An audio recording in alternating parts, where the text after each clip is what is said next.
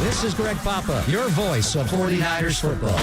Papa and Lund, 10 to 2, right here on KNBR and KNBR FM, San Francisco. Oftentimes, the wheelchairs our veterans and first responders receive from their healthcare providers are subpar at best. Some are falling apart, with a years-long waiting list for a new one. This lag causes a tremendous amount of stress for our heroes and creates a burden for their caregivers. Isolation leads to depression. We build what they need to get outdoors, hunting, fishing, or playing sports. Join the mission at wheelchairsforwarriors.org. As veterans, we're no strangers to helping others.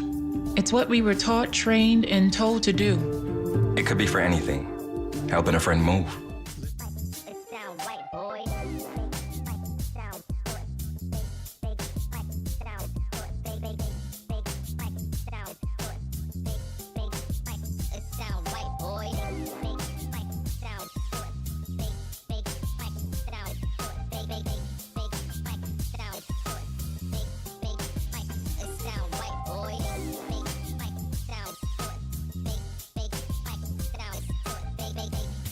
It's game day from Levi's Stadium. Adam Copeland, Super Bowl champion, Dennis Brown, John Lund with you, and we'll be with you all damn day. Getting you ready for the Niners and the Arizona Cardinals, who are bringing the heat with them. Niners coming in today at 2-2 after their big win last week over New England. Arizona coming in at 1-3, and they've played some good games. They've played some bad games. We've got a lot to get into today, and for the first time all season long, and for the remainder of the season, I say first time, it's actually the second time if you count opening night. But we'll be on KNBR 104.5, 680, the sports leader for the remainder of the season, meaning you can see us, you can stream us, you can watch us, twitch.tv/thesportsleader, KNBR.com, and the KNBR app. What's up, fellas? How we doing? Early Sunday morning, and it's already like 75 degrees down here at Levi's. It's going to get hot today. Happy game day. And, you know, we talked about last week, and, you know, you saw this team play, you know, like we're used to seeing them play, dominate on defense and be very efficient on offense. So hopefully it carries on today, but it's going to be hot out there today, John. Every person you run into with any kind of a yellow or blue or security type person, stay hydrated, stay hydrated, stay hydrated. And like, do you realize that I'm going to be inside all day? Like there was a guy in the elevator I just rode down with, and he looks at me and he goes, stay hydrated. I go, I'm not going to be outside. He's like, me neither. I'm running this elevator. I'm not going anywhere. And for those who haven't been to Levi's, the sun side, get ready for a lot of complaining on Monday. I was on the sun side. You know, it's like, it is. It's hot over there, but hey, man, you got to play. Let's go. Well, I don't know what we're projected at today at kickoff, but I know earlier in the week they were saying 98 degrees potentially was going to be the game time temperature for kickoff today at 105. And I believe, as you just said, John, that would be the hottest game at kickoff in Levi's Stadium history. And as you know, the hottest part of the day is not 1:05 p.m. It's usually a couple hours after that, meaning right about halftime, sort of the third quarter. They said about 3 o'clock. Yep. Like 3 to 3:30, it's going to be about 96, 97, which, again, there's a lot of cities that gets incredibly hot. Or, Dennis, as you know, you go down south or the Northeast or whatever. And so look, these guys are used to it. Yeah. And you know what they say? It's dry heat, right? Oh, yeah. Whatever that means. Yeah. But it's still hot. And I remember playing in Arizona, you know, before the new stadium, and you know, it's hot. It gets hot out there, and you got all those pads on and stuff. So it's going to be interesting to see just, you know, how the heat affects, you know, guys on the field, because it's going to get warm. I mean, it's going to motivate you to get 3 and out as far as defense players go. Get 3 and out, get off the field, and get in front of those fans. What's the hottest game you ever played? Do you remember? Can you remember playing just a game that you're like, this is absolutely brutal? I remember playing in Tampa one year, and you know, Tampa's different because it's got the humidity. Yeah, it's gross. And, you know, my rookie year, and then, you know, I remember my defensive line coach, Tommy Hart, and I was coming off the field, and I was just blown, right? And he was looking at me, he was saying, you got to get your fat, you know what, in shape. And I was thinking, I don't know, man, this is different. Tampa? This is a little different than University of Washington. So, you know, it plays on you a little bit. I mean, you know, you got to give that extra effort, and you got to push through it, because it's football. And if you take a snap off, then that's when those big gains happen. I mean, I got to believe it's just depth-wise. Like, the offensive line always has to stay out there. Sorry, Trent. I mean, it's just the way it's going to go, and they'll probably have to get IVs or whatever. But the D-line's got to rotate. Yeah, D-line's got to rotate. Stay fresh. But they're obviously a little bit short after the Hargrave injuries and some things. But it just, guys are going to have to play. I mean, they're just going to be like, hey, man, sorry, you're going to be up. Because I would imagine that they're going to have a lot of defensive linemen up. I don't know about Fred Warner. It looks like George Kittle's going to play.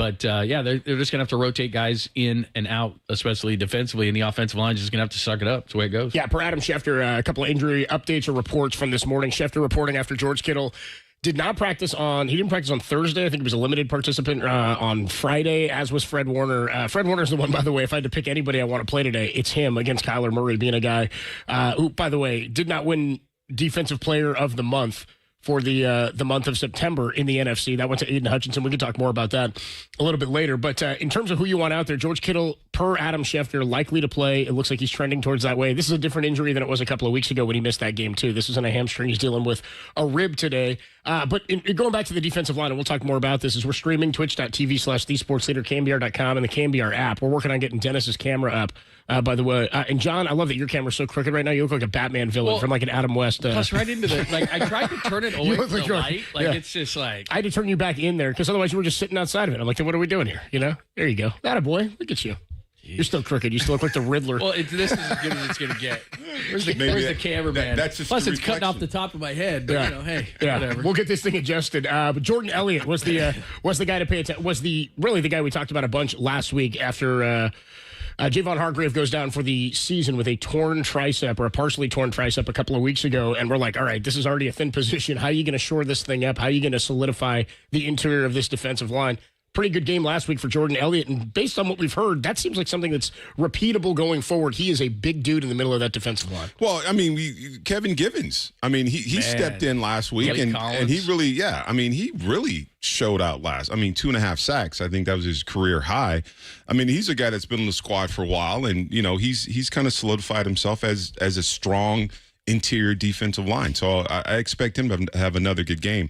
But in the middle is going to be important with Kyler Murray, who's going to be the guy who's going to spy this guy. Because, if he gets going down the field, I mean, it happens quick, right? If he sees a rush lane or a passing lane that he can take, he's going to take it. And, he gets going real fast. He can get to secondary real quick. So it's going to be important for this interior defensive line to have some good control rushing and make sure he doesn't break out.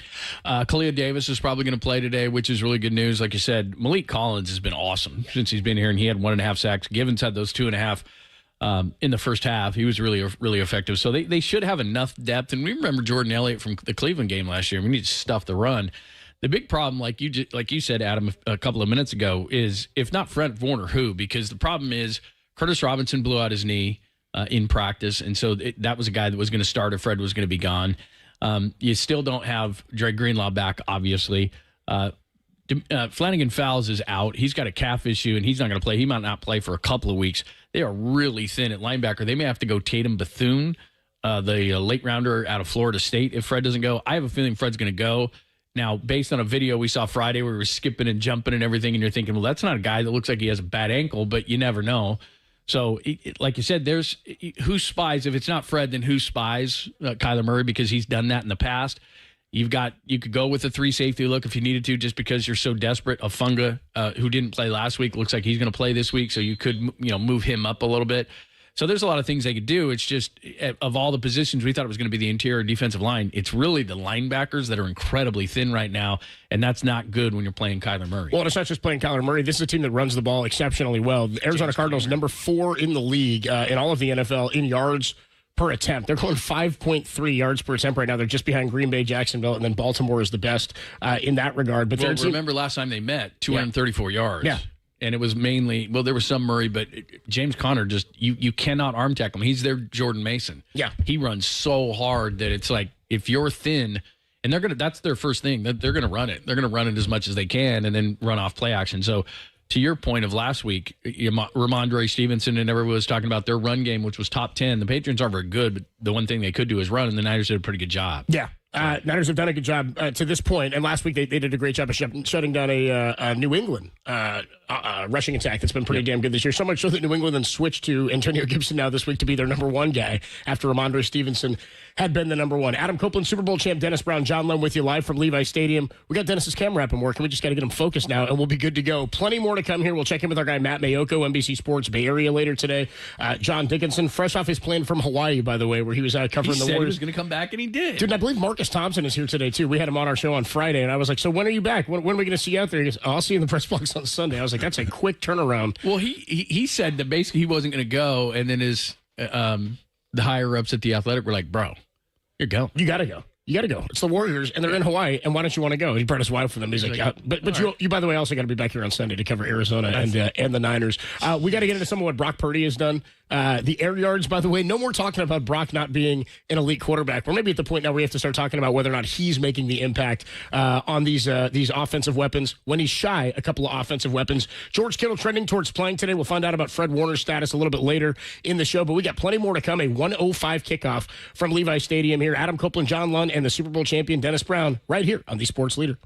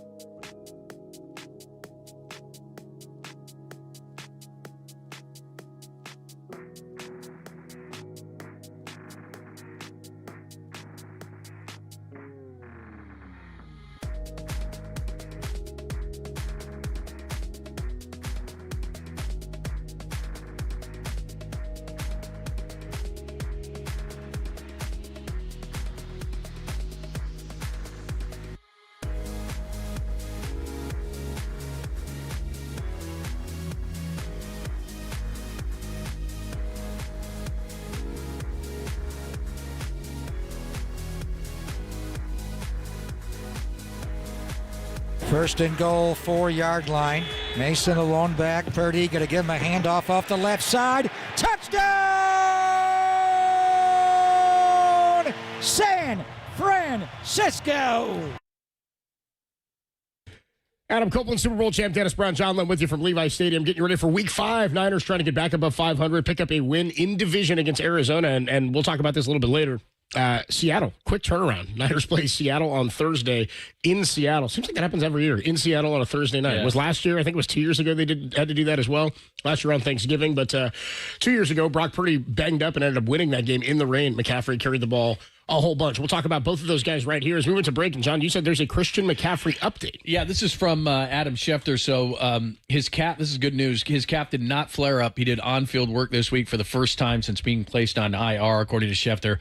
He's not going to be activated for Thursday night in Seattle, even though he's eligible. So, but the good news is sooner rather than later. He's not going to play Thursday in Seattle. But the fact that they're even talking about it, the fact that he worked on field this week and it didn't flare up, and that's what had been the problem in both on your show with Kyle and in the morning show with John. It's kind of like they don't know and they're resting it, and the problem becomes when does it after the work, does it flare up? And this week it didn't, so that's good news. So again, no Seattle, but it could be sometime shortly thereafter. There was reports this week that said November. It might even be sooner than that. That's exceptionally positive news. I think first time we've had any positive news around Christian McCaffrey. We went from he may play, if it was a playoff game, he was going to play. Oh, yeah, he's got Achilles tendonitis. Oh, wait, it's in both Achilles. Right. And now he worked out on field this week, and it did not flare up, which it's the first trending in a positive direction news we've had from him, it sounds like, in months. I mean, do we know, is it something he did in training camp, or is it from last season? Tendonitis would sort of lead me to believe that it's something that's just progressed to this point, especially if it's in both. I mean, it doesn't seem like it's a tweak of some sort. I mean, it could be a calf thing that then developed into that, but I think it's just been it's sort of just been coming, I think, with... Well, plus it's in both legs, but I believe it's the right, which is the worst of the two. And, here's the thing is I kind of looked at the McCaffrey situation as, okay, you're not going to get Hargrave back. Sure. Some of these other guys you are going to get back, whenever Purcell comes back, all those kind of things. But McCaffrey, I was kind of looking at as like a bonus. Like, I'm not sure he's going to come back. But where they need him is obviously the red zone. We've talked about this in the last few games. And when the 49ers are number one in the league in this, scoring touchdowns, not waiting for field goals, and they got to get that back. Now, can they do it without McCaffrey? Yeah, to a certain extent. We saw J.P. Mason have a touchdown. It was a bogus holding call on George Kittle that brought it back. But McCaffrey, we've seen it since he got here. That Rams game where he threw for one, caught one, and ran for one. He did the trifecta. Is that all of a sudden everybody just goes his way, the orbit and all that kind. I'm not saying orbit motion. I'm saying, it's just like everybody. You're saying the orbit of a Christian McCaffrey, the tilting of the scales. Everybody gets pulled towards him. So that's missing, and it opens it up for everybody else. And all of a sudden, red zone's like, who the hell do we cover? So if and when he comes back, and I think people have to realize that, there's sexier games later against Kansas City and Dallas and all this stuff. These two games are incredibly important right now because Seattle being at 3-1 looks like they're going to win today only because they're playing the Giants at home, which they're not very good. But Malik Neighbors is not going to play. It doesn't look like Devin Singletary is going to play. I mean, could they lose? Sure. And they are getting some defensive guys back that they had against the Lions, but they're probably going to go to 4-1. So you've got to keep pace. And then if you win this one, you go to 3-2, and then you can play for the top of the division against Seattle on Thursday. So it's these next two games are massive. Well, it's also why paying attention to what some of the injury stuff is, like with Fred Warner today, is massive as well. I mean, not that you'd rather have him for one game or the other, but today I think is a key game to have Fred Warner for in terms of how you try to contain Kyler Murray. He's a combustible player. And to your point real quick on Christian McCaffrey in the red zone, Niners red zone percentage right now, 50%. That's the same as the New York Giants, who last week, by the way, I thought outplayed Dallas and then just couldn't get into the end zone. Last year, the Niners led the league in red zone percentage, 68% they converted when they were in the red zone. Christian McCaffrey would change that tremendously. But to your point about Jordan Mason, we started talking about this a bit last week. I think it was Larry Krueger, who we'll talk to today before and after the game, said, Jordan Mason right now is on pace to break the Niners record for carries in a season by a running back. He's got 91 carries in the first 4 games of the season. It leads the NFL. He's got more touches from scrimmage than anybody in the NFL at this point. 447 yards, though, is second in the NFL, and he's going at 4.9 yards a carry. I don't, I was trying to make this comp earlier in the week, and again, I don't think it's like apples to apples. It's not like stretching out a pitcher like who's the guy the Giants had? Hicks? Yeah. Jordan Hicks. He'd never been a starter before, and he capped his number of pitches thrown and innings pitched before the All-Star game this past year, and then he broke down. I think with running backs, it's a little different because it's like a fresh body. You can get him out there, but at what point does that workload start to take a toll on you? And it also, by the way, if you can work McCaffrey back in these next handful of weeks like you're talking about, John, gives you the ability to balance some of that workload for not just McCaffrey, but for Jordan Mason, because the offense, I don't think, is any of our concern right now. Again, you have a completely different element. You talked about the orbit, not the orbit motion, but the orbit of McCaffrey. Jordan Mason has been really, really good at filling that role, so much so that it hasn't been a concern, which is why thinking about a McCaffrey update now, I was like, cool, that's positive news. What else is there? If Jordan Mason's the guy, I'm comfortable with that. What I'm not comfortable with is who else is there if something were to happen to Mason or if this workload becomes too much? Yeah, and it's a heavy workload, right? And that's what Kyle Shanahan likes. Run the ball, run the ball, run the ball. But like you said, I mean, it's fresh legs, fresh body. But running backs take some hits. I mean, running backs get popped. So it's going to start wearing on his body a little bit. It's going to be great if you can get whoever's going to be up there up next man up, to kind of, take some of that workload, because as a running back, 30 carries a game, your body gets beat up, and that recovery becomes harder and harder to get to. So, someone's got to take off that workload, but he's been doing a fantastic job. The red zone is a concern, but still, I think he's out there. He's doing a great job, what he's doing right now. Well, to put it in perspective, you kind of just piqued my interest when you were talking about his carry. So his first 2 years in the league, 43 and 40 total. So 83 carries as a pro coming into this year. He's already got 91. Go back to his college days, most carries in college, 172. He's already halfway there. And what it does is, it's great. Jordan Mason is running great, and I'm not penalizing him at all for what he's not. He's not Christian McCaffrey, and they're struggling in the red zone. The problem becomes they don't trust Isaac Guerendo. They just don't. And why should they? He just fumbled on a kickoff, adding more woes to the special teams. He's just not quite ready to go. So at some point, do you see a Patrick Taylor who's been in this league, has played in this league? Do they pick somebody up? Do they make a trade at some point? Because let's be honest, he can't continue this workload, and it's kind of what you just said. Jordan Hicks for the Giants, about midway point of the season. It's not an apples-to-apples count, but it's just sort of like the workload of a guy you can break down. I mean, and I understand it's an arm, it's different, but the bottom line is they have these devices, we all know this, that they put on the guys now. The trackers, yeah. And they know when they're tired. They know when they're susceptible to injury, and that's going to happen. That's just he's 173. This was in 2019 with Georgia Tech. He had 172 rushes for 899 yards. He has 83 professional carries coming in this year, and he's already got 91. So at some point, it's 95 degrees today. We were talking about the depth of this team. Guys are going to have to play today. They're going to have to use depth. He can't have 30 carries today in 95-degree heat. Well, I don't anticipate that'll be the case. But again, 91 carries in 4 games is alarming. And again, the hope is that you get to a point where they don't have to play every game, right? I mean, last year you had the benefit of being able to rest guys in that Week 18 game, and they play 17 or. Is that it? I always get confused now. It's 17 games. It's 18 weeks, right? Week 18, game 17. But you're right. I feel that that's going to be crucial for them anyway, regardless of whether or not it's 98 degrees or 100 degrees or whatever it is. Thursday night, you got to turn back around and play another game. Now, I just mentioned this. When Brock Purdy was banged up a couple of years ago, they went up to Seattle in that sort of misty rain game, and they had the ballroom walkthrough. We didn't know how serious that injury was until afterwards. McCaffrey shouldered the load in that game. I want to say that was the most carries he'd had as a Niner to that point. The question is, can you do that again on a Thursday with Jordan Mason right after you did it on a Sunday? He's not the same player as McCaffrey. He's also not taking the same number of receptions. They're getting a little bit healthier offensively, but I just wonder how much you his can running style too. And after today, when this heat, you turn back around on Thursday, to your point, they're going to need somebody else here. Yeah, and the turnaround is the turnaround. I mean, that's the NFL, right? You play today on Sunday, then you get on an airplane, a couple of days practice here, and then you play Thursday night. Yeah. I mean, it's a short trip, but you're on turf. And this could be a very physical football game, because we know they're going to run, because the Cardinals can't defend the run very well. So the bodies are going to be worn out. I can't remember when I was in the league if we had Thursday night football games, but I don't believe you did, except for a special Thanksgiving and maybe a couple other occasions. But I don't believe that's a quick turnaround. I mean, it's really quick, and depends on how you treat your body. The recovery can be quick, or it can take a while, but that's a quick turnaround. It's a short, like I said, it's a short flight, but you're on turf and coming off a physical football game. How many days did it take before you felt normal? Not normal, but back to being like, okay, I'm ready to play again. Well, I mean, it was a lot different, because we played a different style of football. Sure. So, everybody's body's different. Everybody's going to bounce back differently. I mean, it took a couple of days. We always had a day we had a massage. Someone come in and give you a massage, and you had Tuesdays off always, and then Wednesday, Thursday, and you got ready for the game. Get some treatment, hit the tub, hit the whirlpool. And I heard George Kittle talk about, the sleep part. Coach is saying get some sleep. Or don't play video games all night. And, our thing was George Seifert was like, get out the clubs. Don't go home at night. So, it's a different time. It was a lot quicker. I thought it was quicker, but it was a little more physical, and we did different things. Hell yeah, you guys were playing a different game. Not playing video games. These guys are like, hey, don't play video games all night. Call of Duty's coming out October 25th, Kyler, and then Seifert like, nah, how about you guys get your ass at the club? Just go home. He used to say, go home. Please just go home, boys. Go home to your family. Yeah, see, if they go home now, they got these big mansions and they just have parties there. Yeah.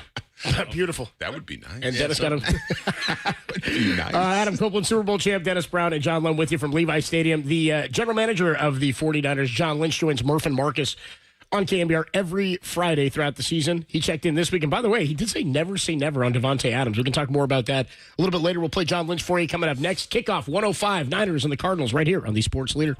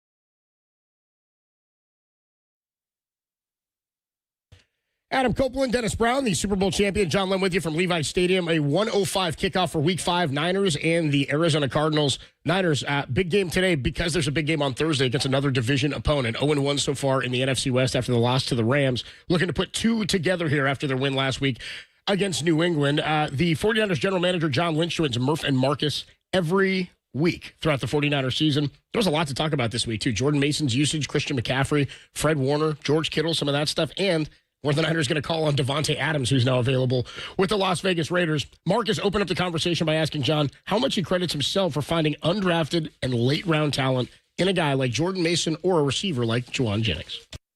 Yeah, I'd say more so the entire scouting department. I mean, again, it goes back to that vision. What makes up a 49er? And all those guys check all those boxes. but I think really knowing, like, these guys embody the qualities that we want to be around. I remember watching Jawan Jennings, and it was like, you know, we don't try to scout off highlight tapes. We try to watch, you know, years and years of tape, but that's where the scouts come in. And Jawan had some things where, you know, they had some coaching changes at Tennessee, but man, when this guy was on the field, he was tough and he was competitive. And you know, I think earlier this week, it was the 8-year anniversary where, ironically, he's catching a Hail Mary against Georgia from Josh Dobbs throwing it to him, and that made the rounds. But man, his highlight tape of, like, our style, catching the ball and the play just gets started then back at Tennessee, carrying people, and just the mentality of never quitting. Those things stand out. I've told this story before and I love this one with Brock. It's, you know, Steve Slowick, our scout, who was in the area, just becoming infatuated with the stories and that Matt Campbell, the head coach at Iowa State, had told him about Brock, and then seeing it, you know, and showing us evidence of that on tape, and him going toe-to-toe with Oklahoma, and you know, a great program there with Iowa State, and then Brian Griese through the draft process getting to know him. So everyone gets involved in those type of guys. And then J.P. Mason, you know, fell behind Jahmyr Gibbs at Georgia Tech. Jahmyr Gibbs, who's playing for the Detroit Lions, who later transferred to Alabama. So there's a story, there's a reason. But if everyone's on the same page in terms of what we're looking for, you can find those diamonds in the rough. And that's really fun, and it is crazy that those guys are having that much success, and that's, we take a lot of pride in that. But we got the right people and the right players, and those guys are studs. Well, John Lynch is our voice on Friday mornings at this time. We love it on the UMA guest line. And so, John, we done a lot pleasant conversation. Then I always come in with, like, the old beat writer in me with the hammer. So, are the Niners going to call the Raiders about Davante Adams? I mean, shoot, we like our group, and you know, Davante's a hell of a player. You know, one thing we've shown is that we're always looking. We're never afraid to look and see what's out there. We're never afraid to pull the trigger. But you know, I think coming in this year, we feel like our roster's in a pretty good spot. We have endured some injuries, but you know, we'll never say never. And if someone can, it's got to work. It's got to work for both sides, but it's got to work for us. And you know, I won't comment on any specific player, but right now we like where our roster's at. Okay, good. And so that leads to, obviously, people say, well, if you're going to trade for Davante, maybe you can trade Ayuk, and you don't have to address that. But you can tell us how the front office feels about Brandon Ayuk 4 games in, because, you know, speaking candidly, the stat sheet would not match the salary sheet of $30 million a year. So what would you say to fans who are like, when's Brandon Ayuk going to have a big game? I'm saying just keep watching. I mean, he's just getting going, and you know, Brandon, so much of the things he does don't show up on a stat sheet, and you know, it's the way he blocks, it's the effect he has on the game. And so what I see is a player who each week looks a little bit better. You know, missed the entire offseason, so there's timing and precision that goes along with an offense. I think Brandon's becoming more comfortable every week, and I think you'll see the stats come. And at the end of the week, it will all balance. At the end of the year, it will all balance out, and everybody contributes. The bottom line, that's what I love about Brandon. It's about winning football games. You know, here we are sitting at 2-2, not where we wanted to be, but focused on Arizona, and I think Brandon's doing a really good job. Yeah, and John, I know we've talked about this a couple times over the past weeks about Brock Purdy's performances, even without Brandon Ayuk putting up the same numbers he put up last year, even without Christian McCaffrey on the field, and even in the game without Deebo Samuel. But it seems like there was a lot of focus this week on Brock's mobility and his comments in the postgame about how he compared his 10-yard split to guys like Christian McCaffrey and Deebo Samuel. So circling back to the original scouting report of Brock Purdy, is that something that stood out in college, and is that something that you guys expect to see more from Brock Purdy moving forward? That cracked me up, Brock pulling out his 10-yard split. I mean, he's going deep there, but that's something you could see on the tape at Iowa State. I will say, you know, you never know how things are going to translate from college to the NFL, and you know, I didn't see him as a guy that that would I would say that's probably where we've been most pleasantly surprised that his off schedule, his second reaction plays, the ability, and you saw it throughout the playoffs last year. It's a huge talent to have, and it's a huge asset to be able to extend drives, move the chains with your legs when things break down. And, this year it seems like one of the defenses that people are employing against us is dropping multiple people, dropping 8, try to put more people in coverage. I think because we've always been so good as an offense once the ball is caught, the play is just getting started with our yak and our run after catch. I think people are just trying to populate those areas with people, and Brock's saying, okay, well, if you're going to do that, I'll hold on to the ball. Someone will eventually come open, or I'll make it happen with my legs. And when you start doing that, they have to bring something different. And then the plays we saw last week were there downfield, and he showed another element of his game. And, I told you guys a couple weeks ago, Brock has passed the test on a consistent basis since he's been here. So nothing he does anymore surprises me. It's just kind of what we expect out of him. And he's a high-level player, and, he's a high-level human being. He's just a tremendous guy to have on our side, and we're happy for that. Getting close to the end here with John Lynch. Got to let him go. But just real quick, if Fred Warner does not play on Sunday, and I know you won't address that, but if he didn't, what would the makeup plan be, or the contingency plan be? Well, we got to figure that out. We're a little dinged up at linebacker, but there's always planned. A guy who we kept, another 7th rounder, Tatum Bethune, is a guy we it's hard to play a rookie at Mike linebacker. Fred did it his rookie year, because you're effectively the signal caller. And a little bit through training camp, we saw Tatum had kind of the makeup of a guy who could be a signal caller. We call it the green dot because they are the ones with the coach in their ear. And, Tatum is that type of guy. He's a green dot. He can grab a huddle. He can communicate. And the guy's a tackling machine. So Tatum is a guy who could see some action. We picked Jalen Graham up off the Commanders practice squad. I like what Kyle said the other day. AP Adam Peters stole him from us. We stole him back. He got him on their practice squad. We've always liked Jalen since we drafted him, and we got him back in the fold. We obviously have Devondre and D. Winters. So we've got some depth there. We're a little banged up. Flanagan Foles obviously would be in that mix as well if healthy. He's battling, a calf injury as well. So we'll see where it plays out, but you got to prepare for everything, and we'll see on Fred as well. And a quick check then, since we're mentioning linebackers, is there an update on Dre Greenlaw? Dre's come along well, I can tell you that. He is working arduously to come back, but that's a significant injury, and it takes time. And there's markers that he has to hit, and he's doing really well. I can tell Dre's getting more excited as we get closer. I don't have any updates as to exactly when it will be, but I can tell you he's really progressing. We expect him to play at some point this year, and we're patiently waiting because we know when Dre's out there, he's such a difference maker. He's one of my favorite players to watch. The speed, the violence.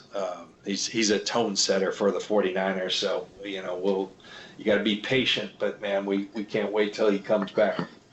Yeah, last thing I want to ask you before we go, John, is about the weather this weekend. And look, you've played down in Tampa Bay. You've played in the heat before, but this weekend it's expected to be the hottest game ever in the history of Levi Stadium. I know it was announced over the summer that there were plans to invest $200 million into renovations at Levi Stadium. Do we know if there's any plans at all to provide more shade for the fans down at Levi's?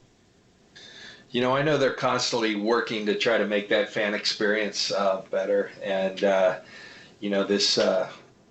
this October heat has kind of stepped up and grabbed us here. It was hot out there yesterday. It looked like it was trending down on game day. It looked, as I woke up today, I was just looking at my iPhone for whatever that's worth, and it looked like it popped back up. I know we appreciate our fans, and we'll try to do everything we can to make their experience great. I think putting good football out there helps so that if they're going to be out there in the sun, they're at least enjoying it. So that's what we'll try to do for them. And, we'll try to account for it in terms of having everything possible for our players. But it is going to be a little toasty, it looks like, Sunday. Yeah, everybody take care, hydrate, wear those wide-brimmed hats, all that good stuff. And then finally, just the last one is just a check-in on Ricky Pearsall. How is he doing? How would you tell the fans how he's doing? It's a huge emotional deal what happened to him. And so setting aside the physical, how's the kid doing? Ricky's doing great. He really is. Really proud of the young man, how he's handled everything. It's tough for Ricky not to be out there on that field. I know the possibility for him to open up his window was earlier this week. At some point, we thought that might have been the case. It's not as if he had a setback. He just wasn't quite ready. And so we're always going to, account for where a player's at. And when you turn up the activity, how do they respond? And he didn't have a setback, like I said. He just wasn't quite there. And so we made the decision to hold him this week, not open his window. I think the time's coming. It's close, but we'll continue to monitor. You try to do, when these guys are on the injured reserve, you can't put them out there at practice. So you do as much as you can to the side, and you see how they respond. And I can tell you he's continuing to improve. He looks really good doing what he's doing. But at some point, we'll put him out there with the group, and then you have 3 weeks to officially put him on, your game day roster. And we're looking forward to that time coming. I don't think it's far, but it didn't quite happen this week, and I know that was tough for him. But he's going to be out there at some point. He'll be making plays for us. Really good football player who fits into what we do and our vision for this offense. What a story it'll be when he gets on that field and catches his first NFL pass. That'll be awesome. All right, John, be good. Thank you. John Lynch on the UMA guest line. Fantastic.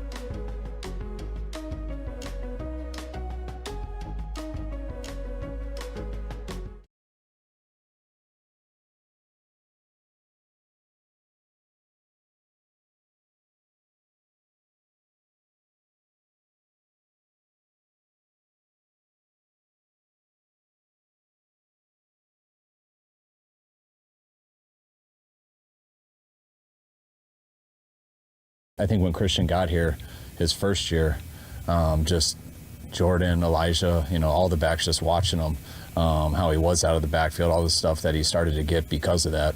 I think all those guys were just a little more deliberate in that stuff in the offseason, and they all came back better last year. It showed a ton. Christian was just always available last year. And this year they did the same thing working, and JP's gotten his opportunity, and it's really paid off. Voice of 49ers head coach Kyle Shanahan, by the way, he joins myself and Tom Tolbert every week throughout the 49ers season. Check it out, KNBR.com and the KNBR app. You can stream us right now, Adam Copeland, Dennis Brown, and John Lund. KNBR.com, the app, YouTube, Twitch, all that good stuff on KNBR right here. And a man who you can stream nightly every week of the football season. Larry Krueger joins us, courtesy of the Yuma Guest Line. Niners Nightly, Monday through Friday, 6 to 7 on KNBR and the Krug Show, which, as I imagine, Larry, is happening as we speak right now. What's going on, dude? How are you? Good morning, guys. How you guys doing? Doing pretty well. I was thinking about you this morning on my way in, and let me get some business out of the way first, Larry, as we get ready to talk Niners and the Arizona Cardinals. Let's get you Who's Hot, sponsored by Valley Heating, Cooling, Electrical, and Solar, locally and family-owned for 62 years. We've talked a couple of times this week, you and I, Larry, and I've heard you on your show on Niners Nightly talking to people who cover the Niners, people close to the Niners. Who's Hot is J.P. Mason, 91 carries, leads the league right now. And as you've pointed out numerous times with his I think he's the second leading rusher in the NFL, but he's on pace to shatter the Niners carry record for a single season. Yeah, which makes, it's awesome to see. He's been incredible. He's a great kid. And, in a game like today, guys, I think he needs to be featured early in this game. And then if possible, in an ideal world, you get him off the field late in the game. I mean, Arizona's given up, a ton on the ground. I think the most rushing touchdowns. They get the lowest run-stop win rate in the league. But you do have the Seahawks, coming up here Thursday, and that's going to be here pretty quick. So if you can get a lead today, it would be awesome if they could finish this game with some other back that's not named J.P. Mason. Yeah, and you talk about an other back, and, Isaac Guerrero, we know he had that fumble, but who would be that back in your eyes you see that steps in and takes off some of that workload? Well, Dennis, is probably going to be an assortment of guys, probably a little bit of Debo, a little bit of Patrick Taylor, a little bit of Guerrero. I think the guy that's probably most suited to, being that bell cow guy, off the bench would be Keyshawn Vaughn, but he's on that practice squad right now. And I don't think he's going to he didn't get the designation call up yesterday. So it won't be Vaughn this week, but Taylor, Debo, and maybe a lot of Guerrero. The other name that for some reason I feel like we fail to mention at times is Kyle Juszczyk is a guy who can take some of those carries.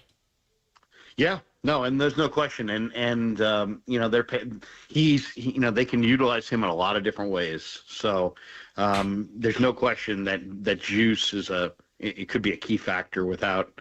If you're trying to ease the burden on Mason in the fourth quarter, Juice might be your answer. Larry Krueger joining us as we get ready for the Cardinals' red-hot Levi's Stadium today. Going to be warm, so they're going to have to rotate some of those carries and maybe not have Jordan Mason have so many. But let's look at the quarterback situation. Kyler Murray gives everybody trouble. I was going to say 49ers, but he gives everybody trouble. And then you combo that with James Conner, who runs so hard.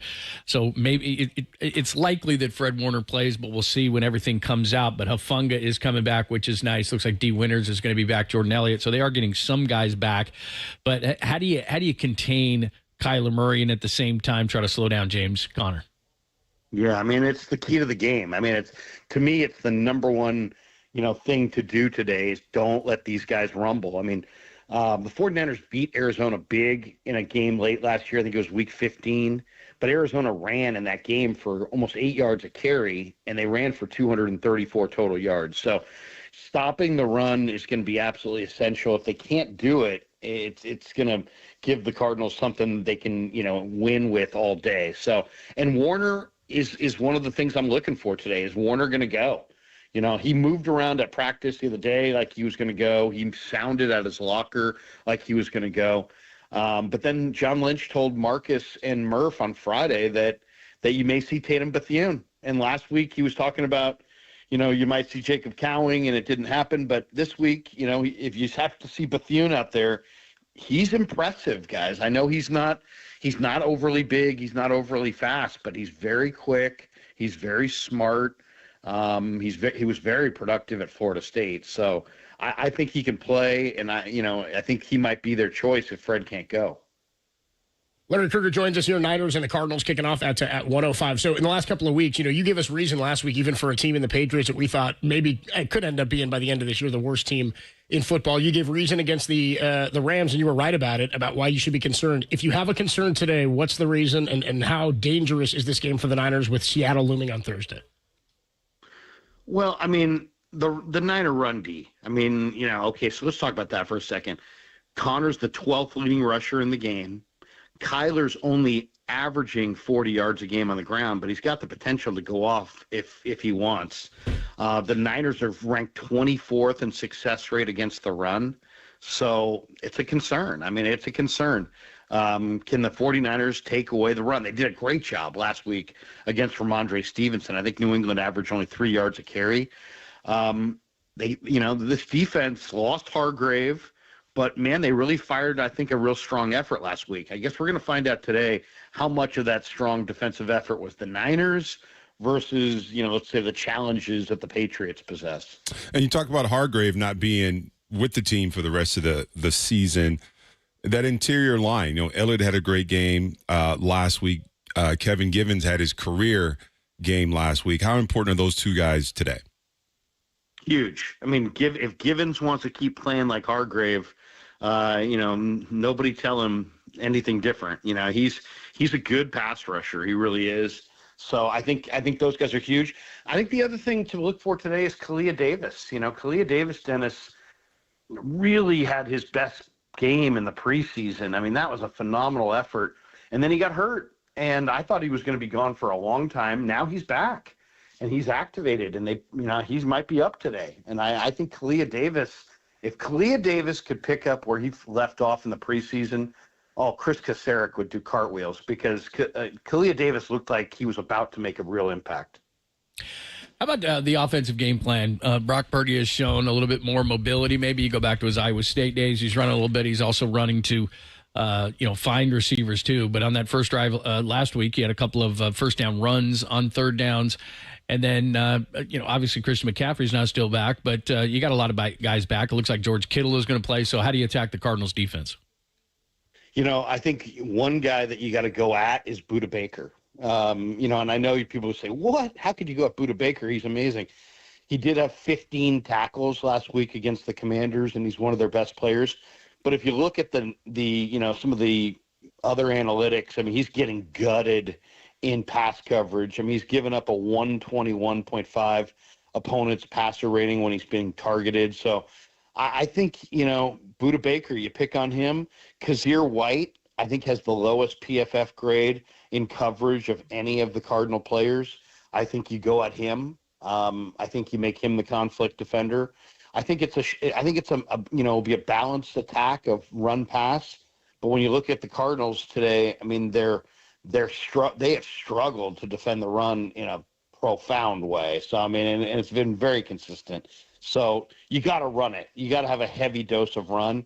But I think Purdy's playing so well that you don't want to halt his momentum either. So I think it'll be a balanced game plan. I think the Cardinals defense is going to get challenged pretty consistently today. A few things we look at every week. I mean, we're always talking Brock. We're always talking about the defensive line, and we just kind of got into that, the linebacking core, especially today, and as we wait to find out about the official status of Fred Warner. But Niners secondary, something else we've talked a lot about over the last few weeks, and we talked about it depth-wise as we got into the season, talking about how the corners might have been the best corner room or the deepest corner room they've had since Kyle Shanahan got here. In terms of what Marvin Harrison Jr. could do, I know that first game he had one catch for 4 yards, and it was a lackluster debut in the NFL, but he's been a weapon over the last couple of weeks. How do they defend him today?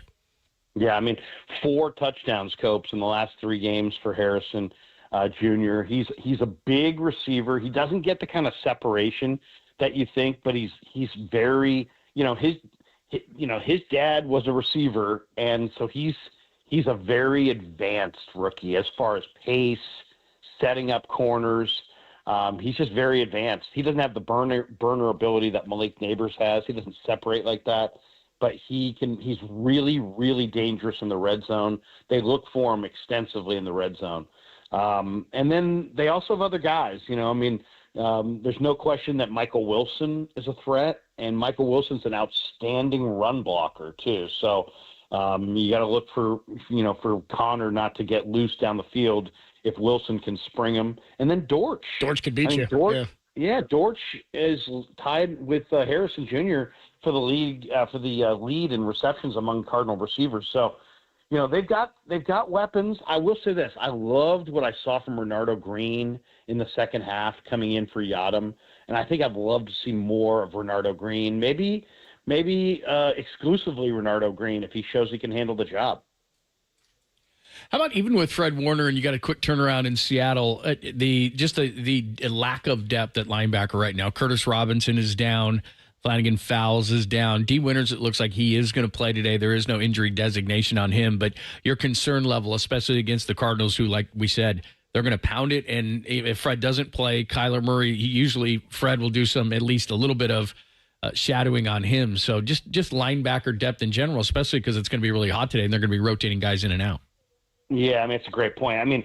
I would say the big concern is the fact that Fred is playing like the defensive player of the year in the league, and you may not have him. How conservative, how aggressive are the 49ers with some of these injuries, with the Seahawks game looming and on Thursday? That's going to be something to watch for as you guys, announce the inactive list when it comes out. I think that's going to be a big moment. But yeah, I think I like the Niner youth at linebacker. They are dinged up though. Flanagan Fowles is out. Curtis Robinson done for the year. Campbell's been largely ineffective. Greenlaw obviously is not ready to return. But I really, really like Jalen Graham. I really love this kid Tatum Bethune. I talked to Bethune Friday, and the kid is very impressive. He really is. He's smart. He's focused. I said, hey, man, you've seen any sights around Northern California? He's like, man, I go to my hotel room. I go to the facility and back and forth to where I live to the facility. I haven't seen anything.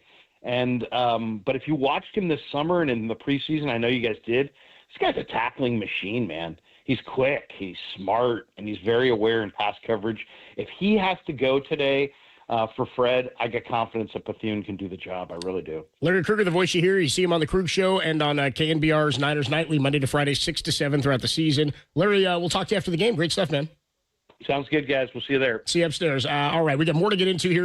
We are just a couple hours away from handing it over to Greg Papa and Tim Ryan. We'll check in with the broadcast booth a little bit later. Matt Mayoko still to join us. Our guy John Dickinson. I'd say boots on the ground, but that's not even telling the whole story now. He was boots on the ground in Hawaii yesterday covering the Dubs, and he'll be here today. He was toes in the sand. He'll be here today. Yeah, toes in the sand. John Dickinson. Now he's boots on the ground. Super reporter. He'll join us a little bit later. When we come on back, we got to get into what's going on with Brock Purdy playing the best football of his life, and not just for the Niners as it relates to the rest of the NFL. We'll get into some of these numbers for him as Brock has quickly become one of the best quarterbacks in all of football, and the Niners' success is due in large part to what he's been able to do. Dennis Brown, Adam Copeland, John Lund with you from Levi Stadium. Niners and the Cardinals, 105 kick right here on the Sports Leader.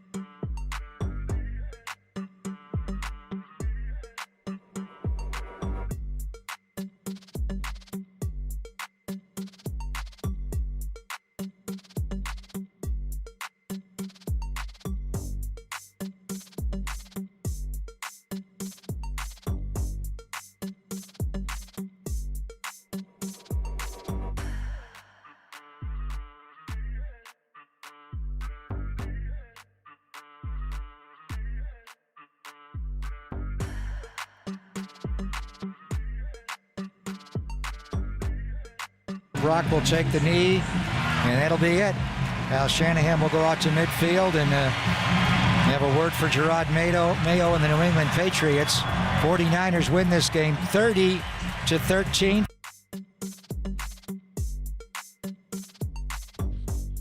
Welcome in, game day at Levi's Stadium. Thank you for hanging out with us. Dennis Brown is here. Bob Sargent is here. He's leaving. It's good to see Bob. He's got a goatee that's rocking today. Looking good. I like it.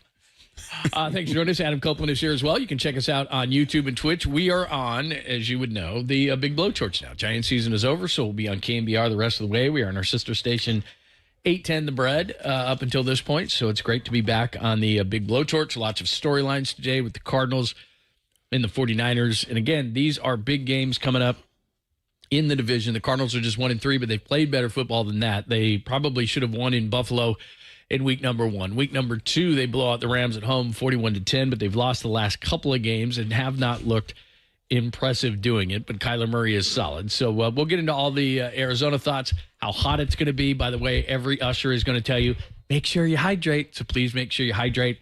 And alcoholic beverages, I don't think count as hydration. I mean, they might make you feel better and everything. Michelob Ultra, maybe. Yeah, maybe something that's very watery. It's light, yeah. It's very possible. But anyway, let's go back first and foremost. They do beat the Patriots last week, and we were getting warned. Papa was all nervous all week, and Tim was nervous, and I know Krug was nervous, but to be honest, we weren't really. Yeah. I was like, I think they're going to kick the crap out of him, and I was right. Yeah. Yeah, to be honest, Jacoby Brissett, if he's my quarterback, I don't have a whole ton of confidence. And while I wouldn't say it was a dominating performance because, again, to start the third quarter, Isaac Guerrero fumbled. You're pretty confident, then a fumble, and you're like, okay, here we go again. But I think people aren't calling it a get-right game, but who cares? I mean, you get the victory. You play pretty good run defense against Ramondre Stevenson.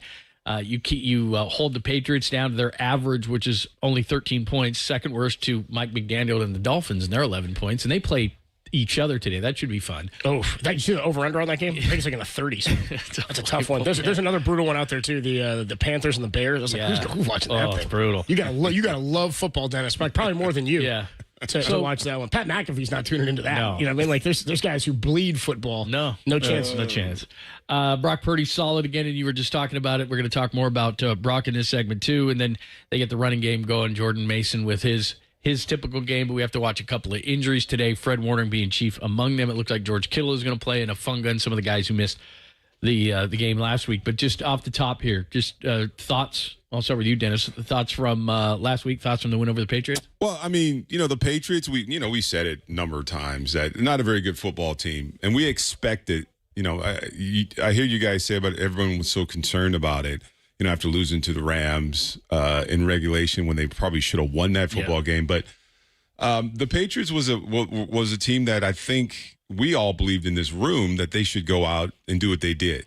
They dominated the football game, from the first quarter to the fourth quarter. And the defense showed up. The offense was efficient. And Brock Purdy was Brock Purdy. So I wasn't surprised with the Patriots win. Or Patriots, beating the Patriots last week. But now this week is, I think, is a little different because of Kyler Murray and the run game. And if you give this Cardinals team, that will, or they believe they can come in and compete and win a football game, you got a lot of weapons. So if you don't shut down that run game like we've talked about, and let Kyler Murray get some confidence in himself and his offense, it could be a tough game. And the Heat, I mean, these guys, the Heat doesn't scare them. 96 degrees probably doesn't scare them very much. So I don't think that'd be a factor. But if you let this team believe they can win the football game, and they've got the weapons to do it, if you don't shut them down, make them one-dimensional right away, and give up a lot of big gash yards, this game could get tough. But I think with this team, the Cardinals team, that you can get after them early, you can kind of punch them in the mouth and shut them down pretty early. But you got to do it. You got to shut down the run. That's the key. It's funny. You said Arizona may not be fazed by the heat, and we're anticipating right around 100 degrees at kickoff, which means it'll be hotter than that as we get later into the game, mid-second quarter into near halftime. Or maybe even in the second half, around 3 o'clock is when it'll be the hottest. But what's funny is Arizona, I was like, who's better suited for this heat and this weather? Arizona doesn't practice outside. They don't play outside. I mean, it's just too damn hot most of the year there. So, I mean, they're playing in the friendly confines of their climate-controlled State Farm Stadium in Arizona, in Glendale. So Niners practice in this heat a lot. I mean, Santa Clara gets really, really warm down here when they get ready for training camp, when they're in this part of the season. 100 degrees in October is fairly unheard of, which is why it'll be the hottest game ever played here at Levi Stadium. It's not in September, which is kind of crazy. But I think the Niners will be, I don't want to say just okay with the heat, but I think they're better suited for this than maybe the Cardinals are. Just they don't play outside as much. They're not in the heat as much. So yeah, but they live in the heat. Yeah. So the heat is not a big deal. It's not going to be quite as uncomfortable for them. Yeah, I mean, here in Santa Clara, you're not walking around every day over 100 degrees. No, of course not. I mean, but outside. So you're used to being in you're acclimated to the heat. I mean, you're out there in it. You're not practicing in it, but you're in it. So you understand what the heat's about. So, here it's, you in Santa Clara it gets hot, but it didn't get that hot every single day. Let's get you the QB comparison for this one. Sponsored by Friedman's Appliance, proudly serving all of Northern California with a wide selection of luxury appliances. Visit them in Pleasant Hill to see the Friedman's difference. And by Dolce Vita Tequila, pure and simple. Here's where I want to go. In terms of what people have said about Brock Purdy, right? All of the knocks on him. And again, if you still don't believe Brock is one of, not the most elite quarterback in football right now, and I know Patrick Mahomes is out there, Lamar Jackson's out there, Josh Allen's out there, Brock Purdy's playing as well as anybody. He's playing better than Patrick Mahomes is to this point. And we'll get into some of the numbers that make him that make it more obvious that he's part of the reason that this thing is operating and ticking it the way it does. A lot of people want to say, well, it's Kyle Shanahan's offense. C.J. Beathard wasn't throwing for the amount of yards or the yards per attempt that he is. Brian Hoyer wasn't throwing for that number of yards. Jimmy Garoppolo, I think they got obviously a lot out of. But you remember what Kyle Shanahan did when he was the offensive coordinator of the Falcons. The one time he had potentially a Hall of Fame quarterback, he made him an MVP and went to a Super Bowl with Matt Ryan. Brock Purdy this year, they are last in the league, the Niners are, in yards after the catch. We talked about this in the first 3 and 4 weeks of the season. Not a lot of guys catching the ball in space. And the other knock on Brock is, he doesn't throw the ball deep. He's got to rely on some of these guys. We know yards per attempt right now at 9.3. He's leading the league. It's insane. He's second in the league in passing yards total, entering play today with 1,130 yards, behind just Geno Smith by like 50-some-odd yards.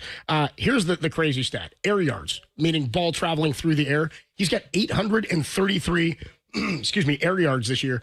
By comparison, again, 1,130 is his total yards. 833 are the air yards. That's first in the league. Geno Smith is second with 672. That's how far and away Brock is throwing the ball through the air, deeper and more than anybody else. His average depth of target is the deepest it's been. It's over 11 yards right now to where we are at 4 games in. And his 6.8 air yards per attempt are best by over 1.3 yards. Sam Darnold entering play today was second with 5.5. So they're last in yards after the catch. He's first in air yards, meaning he's the one who's throwing guys open. He's the one that's making this offense go. Brock is playing as good and as well as we've ever seen him. And clearly, based on that average average depth of target, the arm injury is in a different place than it was entering play last year. Last week, it really felt like he was throwing a ball downfield more. I don't know if it was just me. It was a lot of deep balls. And even in the Rams game, I mean, it just feels like, I don't know if it's his, the arm is just that much better, or he's just feeling more comfortable in the offense and in his receivers down the field. But it really felt like there were a lot of balls thrown down the field last week. Well, 53 to Debo, and if that's out a little bit more, he probably takes it to the house. 45, Juwan Jennings made a great catch. Ayuk had a 38-yarder. That was the game plan. Now, I don't know that that's going to be the game plan this week, but clearly they thought with Peppers, who got an interception against him, but with Peppers and Duggar, who are good safeties, but they're more run type safeties, that they just thought they could go get after him. Budda Baker is very aggressive. Do you think you can get after him? I think it's an underutilized part of the game, because a lot of times you're getting one-on-one coverage, sometimes against a safety, and it's like my guy or your guy. I'd take the 49ers receivers almost every single time. So I think that there's that, because that's open, and a lot of things are deep to short. And if that thing is open, Brock does trust his receivers, just like I know the one was shorter against Kittle, but he's going to trust his receivers sometimes to a fault to throw it in, but he's like, I trust my guys. He's done it with Juwan Jennings. He's done it with Kittle. And then the other part of his game is that we're seeing is, and sometimes it's good, sometimes it's bad. I mean, he's like Russell Wilson out there. He's kind of going backwards. He's hard to bring down, and he's quicker than people think. Yeah, I think that there's a happy medium there. But again, in the first drive of the game, he had 2 third-down runs for first down. So teams, if he keeps doing that, I'm not saying he's Kyler Murray, but they are going to have to start saying, okay, this guy will leave the pocket. So he's starting to get more confident. And if you watch any of his college tape at Iowa State, he did a lot of that. Yeah, we'll talk more about that too, because you mentioned the play to George Kittle. One of the other things he's done well is direct traffic and keep his eyes downfield. He goes through progressions, and then it's what makes him exceptionally hard to bring down. As he gets in the backfield, they push him out of the pocket. He had that one I mentioned last week where he evaded traffic, runs to the sideline, redirected Kittle back into I think he was running towards the sideline, back towards the middle of the field, goes to the ground on a pass that only Kittle could get to. They pick up a 1st and goal and ended up getting into the end zone. We'll talk plenty more about this one, and we'll get some more voices out here. By the way, Kyler Murray, just quickly on the year, 69.4% passing, 777 yards, 6 touchdowns, just 1 interception for Kyler to this point. 16 carries, 164 on the season. 29 yards, though, is his long. When we come on back, let's get into a little bit more of this one. What do the 49ers have to do today defensively to stop Kyler Murray? He can beat you with his legs. This is a game, by the way, where that third phase, special teams, becomes all the more important because of how combustible Kyler Murray can be. From Levi Stadium, Dennis Brown, the Super Bowl champ, John Lund, Adam Copeland with you. We got kickoff coming up at 1:05 for the hottest game in Levi Stadium history. That's coming up only here on the Sports Leader.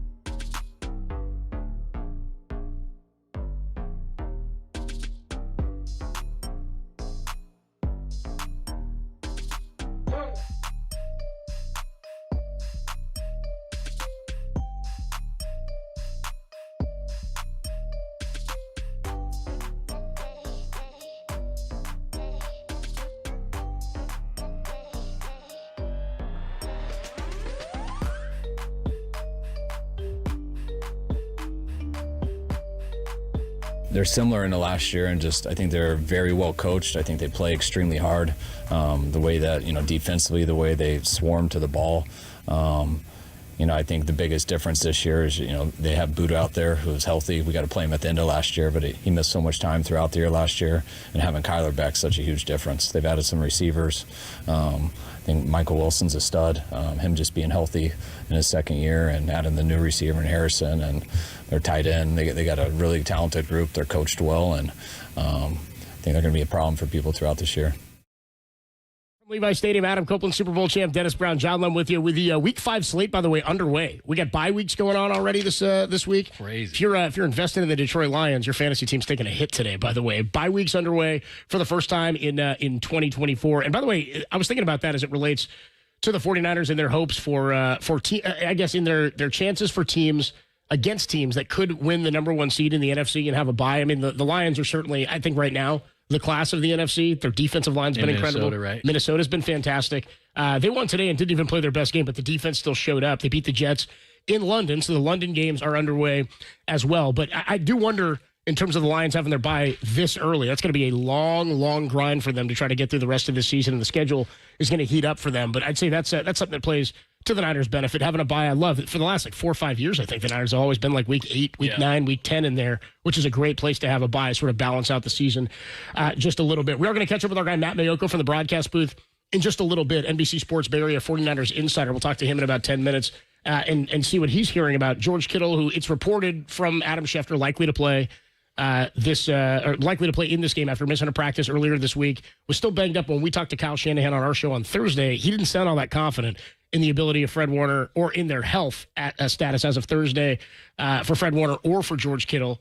Then today we found out Kittle may play. It seems likely that Fred Warner is going to play. He'd be the most key player to have in this game, probably in any game, for the Niner defense. But let's get you the health report sponsored by the Alameda County Sheriff's Office. The Alameda County Sheriff's Office is seeking highly motivated people to join their diverse and growing law enforcement agency. Apply at asco.com. And why don't we make the health report, John, the update that you gave a little while ago. Adam Schefter reporting a positive news update on Christian McCaffrey. 49er fans, for the first time, I don't know, since he put the ball on the turf in the Super Bowl on that opening drive. I mean, we've had no positive McCaffrey news since last season, and we have some this morning. Yeah, the quote from Adam Schefter is, Christian McCaffrey won't return for Thursday night's game in Seattle in Week 6 when he is eligible to come off the injured reserve, but there are some reasons for encouragement. He said that a little bit earlier that he did actually work for the first time since he's been on injured reserve this week and didn't have soreness. And so that's a major thing, because as we had talked about through this, part of the frustration is you have Kyle on every single week and you talk to him in the morning show, has John Lynch on every week. It's always, how's Christian McCaffrey? How's Christian McCaffrey? And it's dependent on, the day or the week, but mainly the day. It kind of changes day to day, but they're saying that he worked this week off to the side and he's not having soreness, which is the first time that's happened since this all flared up. So not going to play not going to play Thursday in Seattle. But again, the fact that we're even talking about maybe returning in a couple of weeks, that's huge news. Yeah, I mean, it's Christian McCaffrey, right? He's the best offensive player in the National Football League. At least he was last year. He's probably the best player on this football team. I'm just curious, when he does come back, what's it going to look like? I mean, is it going to take him a while to get back into that game shape or that game type of performance? Because he plays at such a high level. So, I mean, what's it going to take to get him going, and how's that calf or both of his calves, how are they going to do? And then his workload. I mean, it's what Kyle wants. He wants to run the football, and he want to utilize him, especially in the red zone. But it's going to be interesting to see how they kind of bring him on. How they kind of get him into the offense, how much they use him, and how he feels. It's intriguing to me. Pardon me. What's interesting to me about all this is we've said for weeks now the offense is not really our concern. I know that they've had a couple of spurts where you're like, I don't really know if they're moving the ball or score. I mean, the 6 field goals week 1 were like, is that something to pay attention to? The red zone. And yeah, 50% red zone clip right now, 20th in the league, tied with the Giants, is not where you want to be. And McCaffrey, I think, helps that tremendously. I think Juwan Jennings getting more reps is going to help that out. We'll see what they do with Jordan Mason in terms of the usage. But I was just talking about, other teams that could be factors in winning the number 1 seed or who could be problematic. Look around the league and look at how many big-time players on teams that plan to compete this year are out for a period of time, a significant amount of time. I mean, we talked about the Rams a few weeks ago, Cooper Kupp and Puka Nacua. That's been pretty catastrophic for them, at least offensively, right? And their defense was a work in progress coming into this year. The Texans have lost their starting running back, and their pass game has been having to carry them. They haven't played great in the last couple of weeks. I think they got a win last week, though. Joe Mixon is out, though, so he's been out for a period of time. You've got now Rashee Rice and Isaiah Pacheco for the Chiefs are out in that backfield. That's a team that plans to compete this year. There are all sorts of big talent. Anthony Richardson for the Colts. Again, you're looking how teams are trying to balance this stuff. The Dolphins are abysmal without Tua Tagovailoa. You've got 2 huge receivers that you're paying $30 million a year, and you're getting nothing out of them because they don't have anybody who can throw the ball. The Niners have so many weapons, and we've talked about this, but it's a rich get richer situation when Christian McCaffrey comes back. That may be the type of piece that can push them over the edge. Devontae Adams demanding a trade this week, and you're thinking, okay, if he gets traded to a, quote, contender, how much does he change their fortunes? I don't know that a receiver does that because he's still got to have the ball delivered. When Christian McCaffrey's back, the Niners' fortunes go back to where we expected them to be, but also they've been able to weather this without him. I think it's going to be an insane situation for the offense, and I think the Niners, if the rest of the team can stay healthy and the defensive line does figure things out, can make a huge jump, like beyond where almost anybody else is in the NFC when he gets back and if he's healthy. Well, that's what he did when they traded for him. When he showed up. I all think of it's a the sudden same impact, yeah. All of a sudden after that Kansas City game, and he played a little bit in that, but really 22 snaps off the plane. Right. But then it was the Rams the next week, and then they started to roll. So he is that big. But I will say that, like you said, the reason I don't worry about the offense as much as the defense or even the special teams is that the defense, last week going aside, and the Patriots are terrible offensively and don't have a lot of weapons, but this has been a long time for the defense. It goes back to last year. It certainly goes back to the playoffs. It goes back to some of the early season games against Minnesota. They've got to get their swag back. And if Fred Warner doesn't play today, that's going to be the most difficult thing, because if you start looking at the game or looking at the team, other than Brock Purdy, which is obvious, he might be the most irreplaceable just because he's playing at such a high level. He changes everything defensively. And right now they have injuries at that position. So there's not a lot of depth behind him, especially in a game where you're going to be worried about Kyler Murray.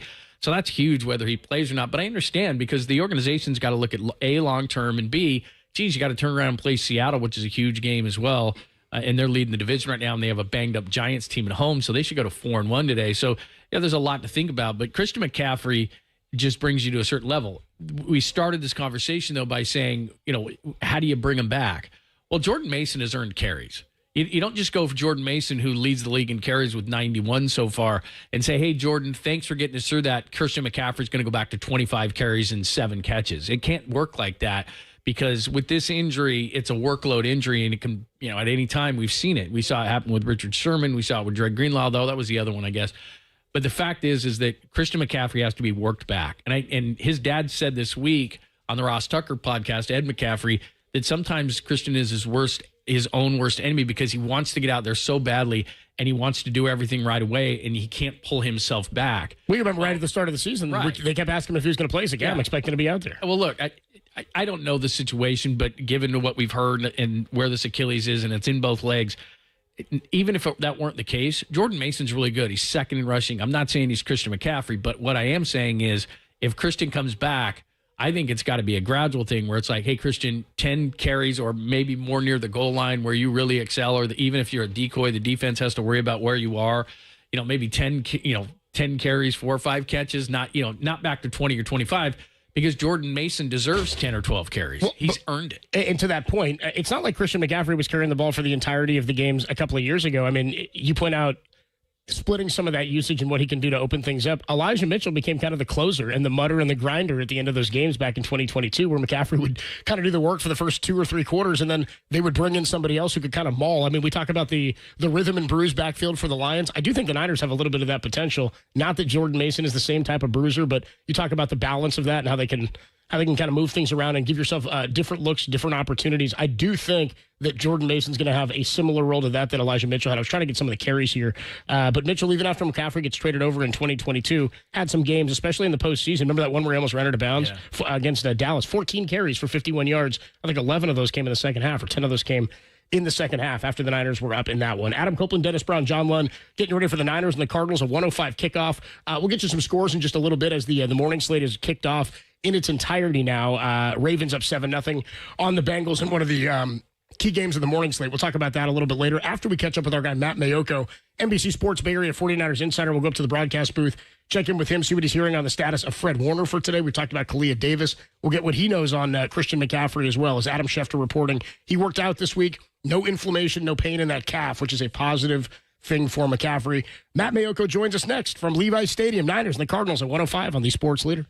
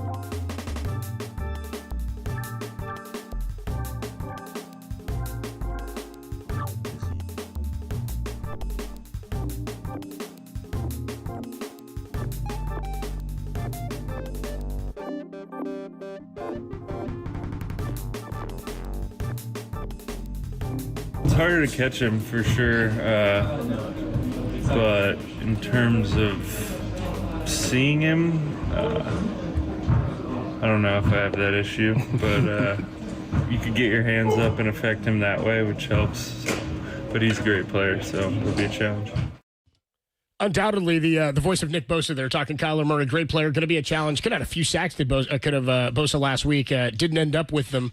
However, defensive line played exceptionally well against the New England Patriots. Niners looking to pick up a win before they turn around and see the Seattle Seahawks on Thursday night in Seattle. Adam Copeland, Dennis Brown, John Lum with you here from Levi Stadium. Let's go up to the broadcast booth, check in with our guy Matt Mayoko, NBC Sports Bay Area 49ers insider. Make sure you're reading him, following him, and listening to him and Jennifer Lee Chan on the 49ers Talk podcast. You guys do a great job with that. What's up, Matt? How are you? I'm doing great. How are you guys doing? Doing pretty well. Did you get some video today of guys rolling in? You know what? I did not. I was doing other things, watching a little bit of that the morning game. Yeah. The London Jets game. And the Vikings, right? I got here, and this is how much the Cardinals are on everybody's radar. I came rolling in. I went up, staked out my spot in the press box. Grabbed a cup of coffee, went down to the very lower level, and as I'm walking through. The Cardinals are coming, out of their team bus, and I'm like looking for guys I know, and then I pass one guy. I thought to myself, man, he looks just like Kyler Murray. Hey, who are the 49ers playing today? Oh, that's right. That's why he looks so much like Kyler Murray. It was Kyler Murray. It was Kyler Murray Yeah. showing up, getting ready for the what could be and we're anticipating the hottest game ever played. At least at kickoff at Levi Stadium. It's going to get hotter, by the way, after kickoff. Anticipating right around 100 degrees at 1 o'clock and should reach its hottest point around 3 o'clock this afternoon. I'm hearing 307. 307. Okay, good. Yeah. We'll keep trying. That's almost like 2 hours You on exactly. tank top today? Tank top and shorts is what you were in, right? Yeah, basically. Yeah, white. I spilled some ketchup on it last night, but I'm still wearing my my white tank top. Just drip down the chest. Yeah, no problem. In terms of before we get into some of the stuff with this game and some of the health of the current roster, there was an update, a positive update for the first time in a long time on Christian McCaffrey from Adam Schefter this morning about working out this week and not having any inflammation in the calf. In general, it's great to hear positive news for the first time about him and his Achilles in some time.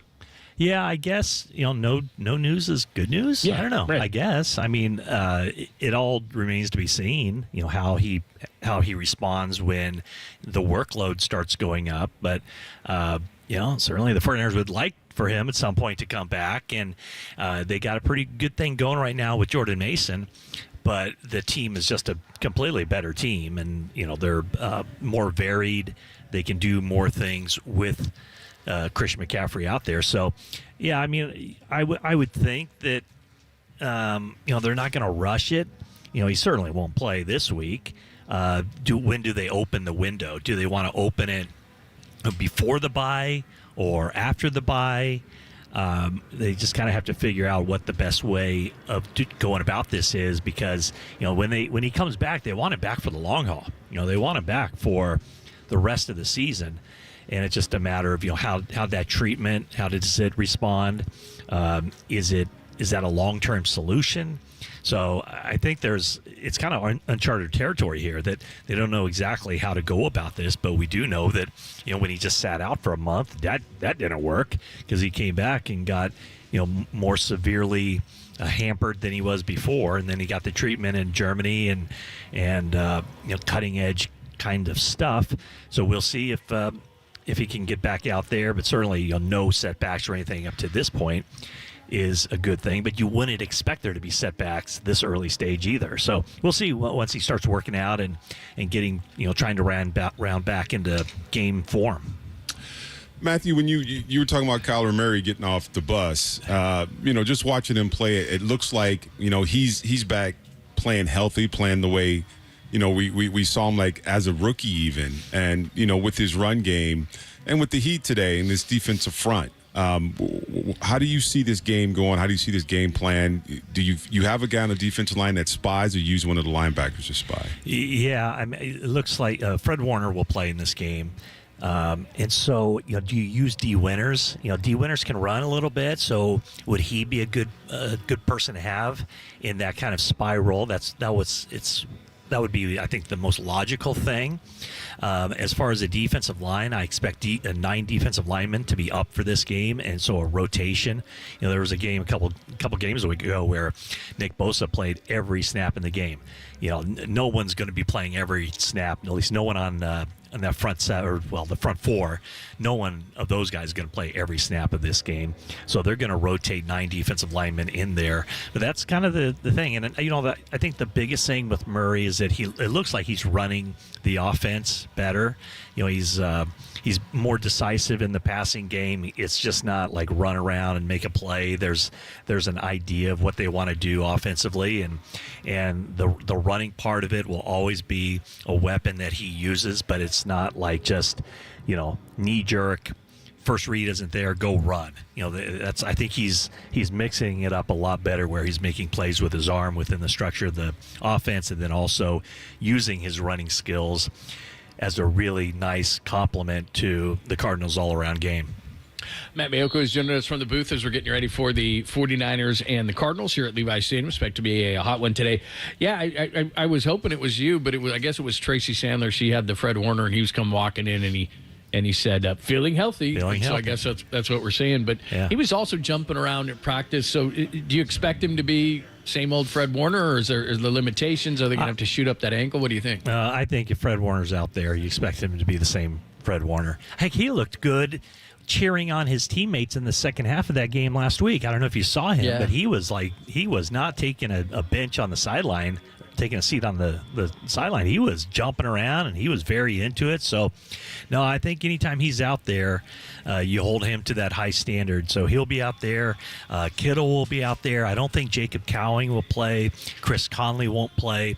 So the 49ers brought up Trent Taylor, so he'll be the guy back there handling punts this game. So, I mean, it's by and large, they've had some health issues, obviously, this season, but other than Greenlaw and McCaffrey, Hargrave, most of their frontline guys are going to be out there today. Talking to Matt Mayoko, our 49ers insider from NBC Sports Bay Area. You mentioned 9 defensive linemen you anticipated being up today, and you'd like to cycle them in and keep them fresh with what the Heat's going to look like. Can the same be said about how they use Jordan Mason today? I mean, will they have to be careful in a different way with some of the usage because of the Heat? Yeah, I would think so. I mean, I would think that if he busts off a 15-yard run where he's, stiff-arming some guys and making some guys miss and dragging some guys with him. Sounds good. I like that. Yeah, I mean, that'll probably happen at some point, and I would imagine they'd be pretty quick to get Garindo out there, and I think that's important. From my old days of running marathons, and I just know that if you conserve energy early, you have more energy late. So I think that'll be kind of the thing that they'll want to do is mix those guys into the action a little bit earlier in the game, just so that if you need them in the fourth quarter, nobody's running on fumes.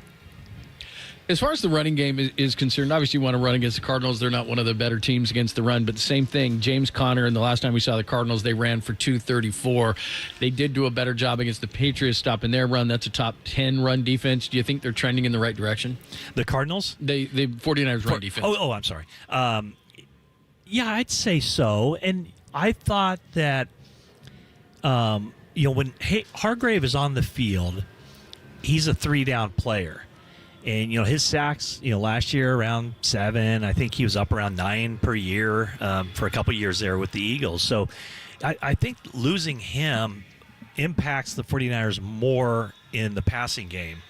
They're going to have to kind of figure some stuff out. Yetur Gross-Matos goes on IR yesterday, and he's a guy that they were counting on to slide inside to rush the passer in nickel situations. But I think for the run defense, I don't think there's anything wrong with the starters being Malik Collins and Jordan Elliott. Those are 2 guys who have started a lot of games. And Elliott, I think he started 17 games for the Browns last year. And that Browns defense, having watched them up close in that game week 6 in Cleveland, that's a really good defensive front. So I think that with Collins and Elliott, they're very good against the run, much better against the run than they are going after the quarterback. So I think that rotation of Kevin Givens, he'll be up. T.Y. McGill was elevated from the practice squad. So there will, like I said, there will be a rotation of the defensive tackles as well as the defensive ends. But I do think with Collins and Elliott, that's a defense that's set up to not give up those big yards or those 5, 6, 7 yards between the tackles. Just one more for you, Matt, before we let you go. Just we'd be foolish if we didn't talk Brock Purdy here for at least just a minute. We were talking about his ability to pass the ball a little bit deeper. It seemed like they went up top and over the top a lot of times last week. 1,130 yards coming into today's game. 833 of those yards are air yards, which is number 1 in the league. Only 672 is what Geno Smith has. That's second. Yeah. I mean, he's doing things that we haven't seen him do before. Leading the league in yards per attempt, air yards per attempt, and they are second to last in the league and last in the NFC in yak yards. Yeah. Brock Purdy's getting it done himself. Yeah, I've often said that, man, Brock Purdy would be so much better if he had some guys on that team that he could get the ball to and they could run after the catch. Like, come on, like guys like Debo. Like, what's going on? I mean, What kind of numbers he'd put up if he had some real players around him. Exactly. Right? Thank you. I mean, he just makes that often. No, he's doing a good job, and I think this is going to be more of the same. I think watch the Cardinals. They are probably going to do a lot of 3-man rushes and try to play coverage on the back end, and that's going to cause some issues as far as he should be well protected. Purdy should have time to throw. But then it's, what does he do with it? There's going to be times where he's going to be moving around like he has the last 2 weeks when defenses have played a lot more 3-man rushes and kind of made him play the position of quarterback. But there should be some opportunities again to try to get the ball down the field. So I think this game's going to kind of set up similar to how the game last week did against the Patriots and even the week before against the Rams. Matt, always appreciate the time. We'll be looking forward to your 49ers Talk podcast later today, and we'll see you up in the broadcast booth, man. Thanks for the great. press box. Thanks, guys. Appreciate it. Stay cool. Good stuff there. Adam Copeland, Super Bowl champion. Dennis Brown, John Lynn with you from Levi Stadium, where it's going to be hot today. It was like 75 already when we got here about 9 a.m. to start the show, anticipating about 100 degrees, 98 degrees right around kickoff, and it'll get even hotter as the game moves on up until about 3 o'clock today before it starts to cool off, and even then won't get all that much cooler. 49ers head coach Kyle Shanahan joins myself and Tom Tolbert every week throughout the football season, and he did so this past Thursday. We'll play it for you next, only here on the Sports Leader.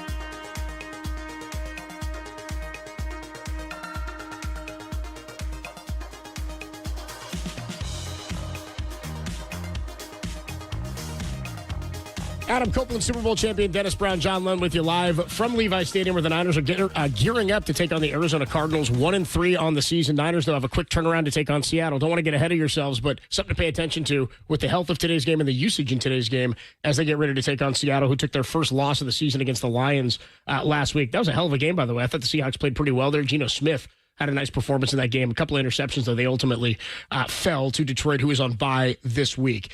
Kyle Shanahan, head coach of the 49ers, joins myself and Tom Tolbert every week of the season to help build the game plan and get you ready for this week's or whichever week's game. So let's get you building the game plan, which is sponsored by Golden State. When you succeed, we succeed. Visit us today at goldenstatelumber.com and by River Islands. Come home to River Islands in Lathrop and discover the San Joaquin River lifestyle with its lakes, parks, and schools. Start your tour today at riverislands.com.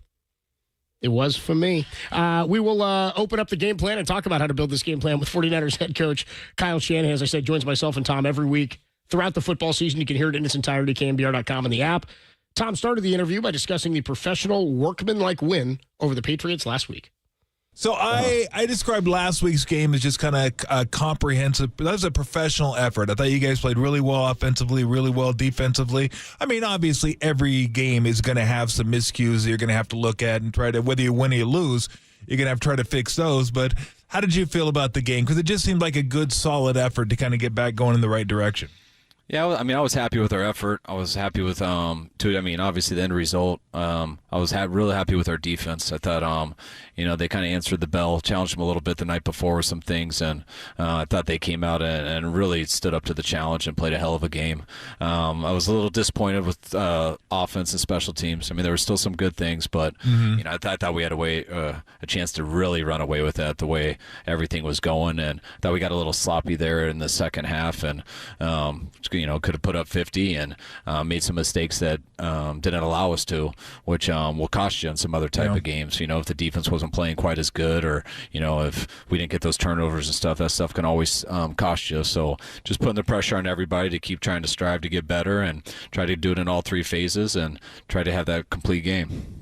Talking to 49ers head coach Kyle Shanahan with us on the UMA guest line for his weekly conversation. We were talking the other day about what looks different about Brock this year, just what he's added to his game this year that we hadn't seen in the past. And I wouldn't say this isn't there, but we're seeing more and more of his ability to run and extend plays where he's tough to bring down in the backfield. I guess a two-part question is, would you agree that we're seeing more of that from him this year? And then the other part is, what does it tell you about how his game has developed?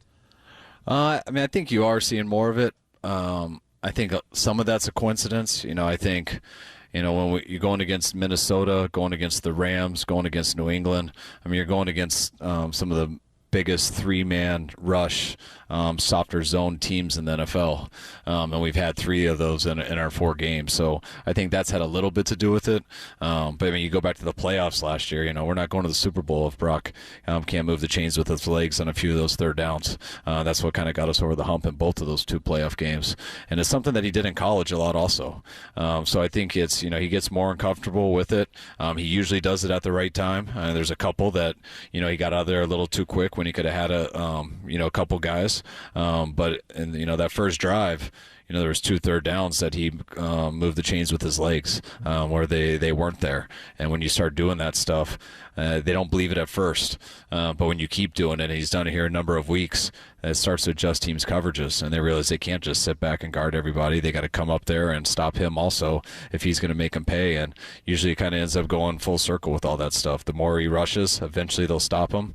And that opens up other people. And then you just keep hitting other people for a while. And then they got to drop back and cover all them, and then he goes to his other option of running. So you got to have every tool as a quarterback to win over a long time, and Brock does have that stuff.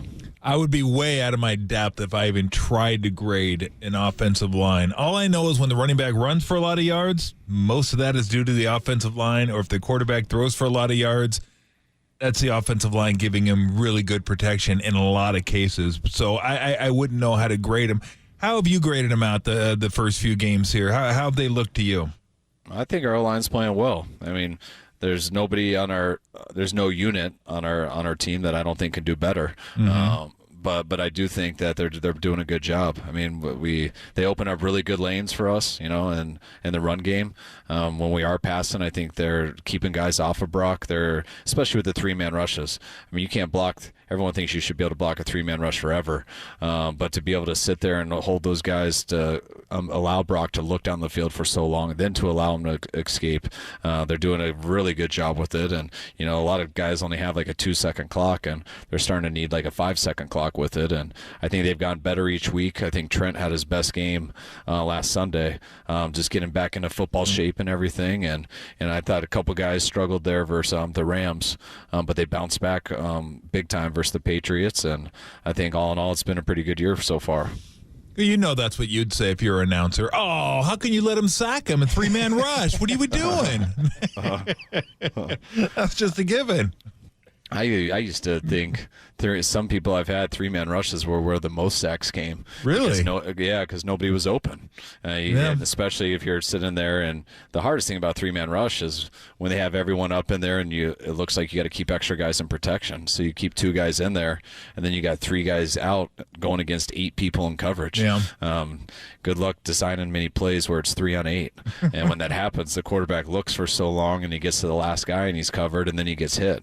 So that's what's been really good about Brock and our O-line. They've been able to block for a while, and Brock doesn't just sit there like a statue. When no one is there, he doesn't hesitate, and he's so competitive that he is breaking to move the chains with his legs, but he's also the whole time keeping his eyes downfield, hoping someone will come up and try to stop him so he can throw it over the top of him.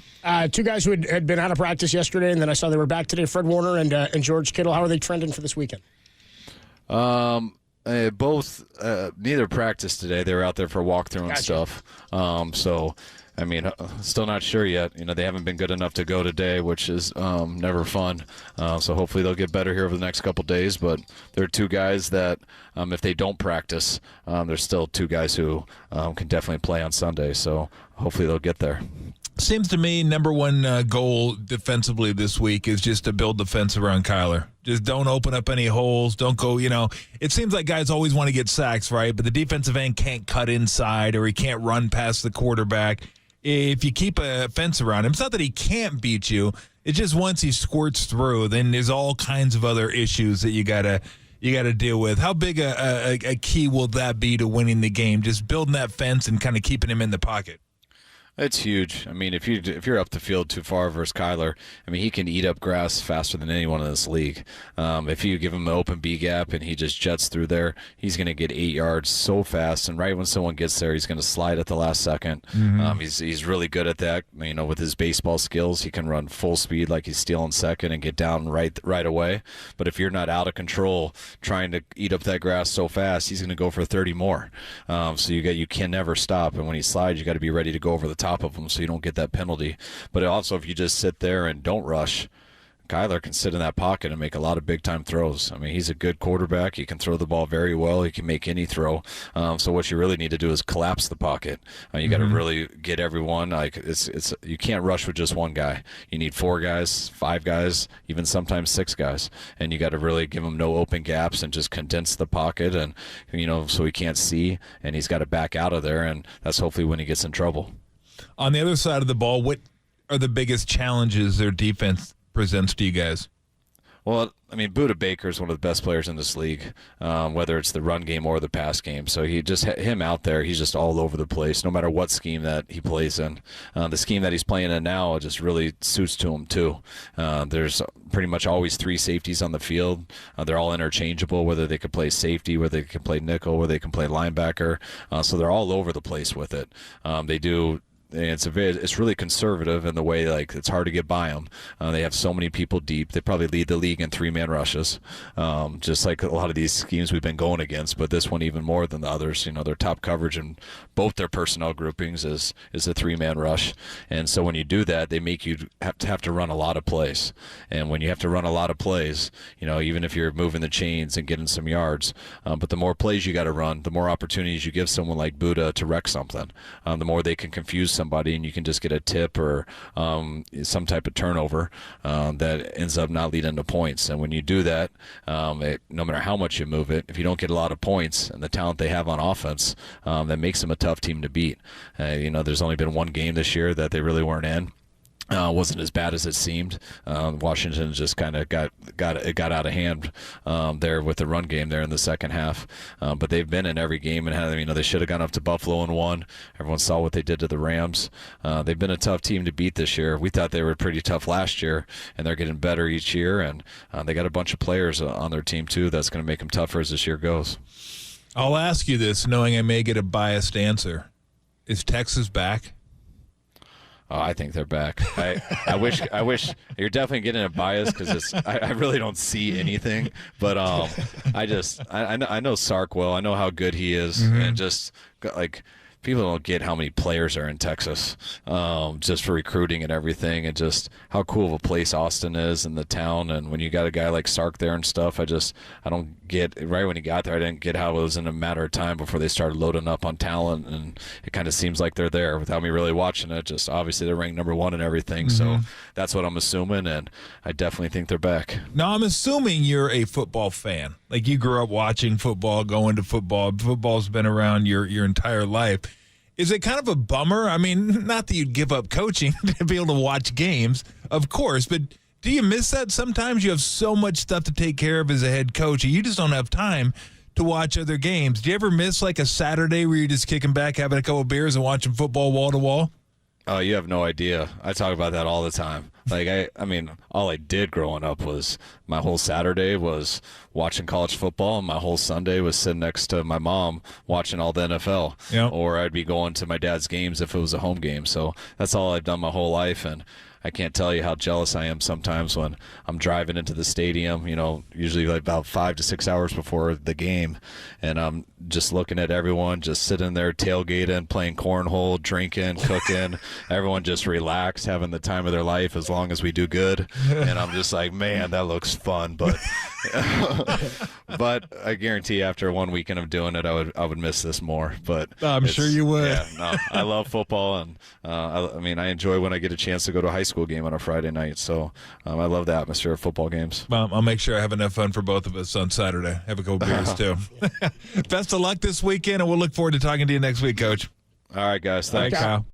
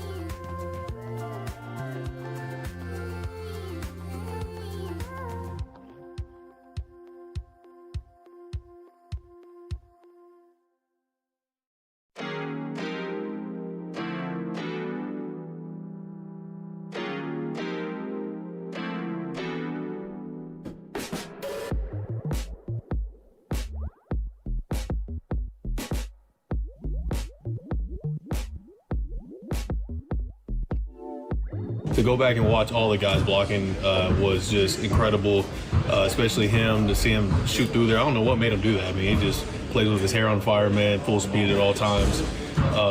Was a critical block in that play, but to see all of them blocking, man, I mean, you talk about having love and that camaraderie for your brother playing next to you, and then that's a play right there where I don't get in the end zone unless everybody's playing together, so it was cool.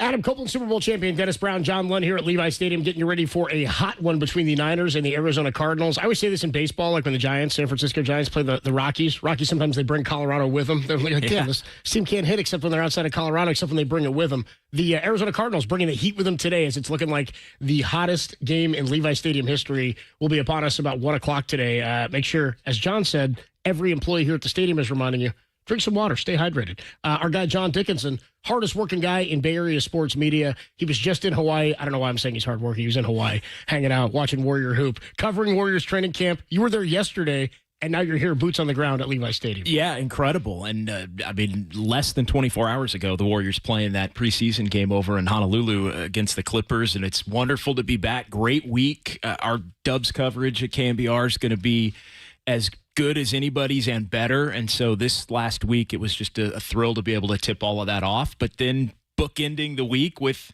the game last week against the Patriots, the game this week against the Cardinals, it's another huge one looking ahead at the short week that's ahead for the 49ers, also having to go to Seattle on Thursday. Well, just point this out real quick, is Fred Warner will play in this game, says Matt Mayoko when he joined us just a few minutes ago. George Kittle expected to play per Adam Schefter earlier this morning, and Fred Warner, when he walked in, I guess he said to Tracy Sandler on video this morning, feeling healthy, which is good. So Fred Warner will be out there, which is maybe the most important player always on defense for the Niners, but especially when you're taking on Kyler Murray. What'd you think about him not winning Defensive Player of the Month? Now, Aiden Hutchinson, 6.5 sacks. 4 of those came in like one game, or 4.5 came in like one game. Fred Warner, though, had they won that Vikings game, probably would have been DP of the week that week. And week 3, I guess?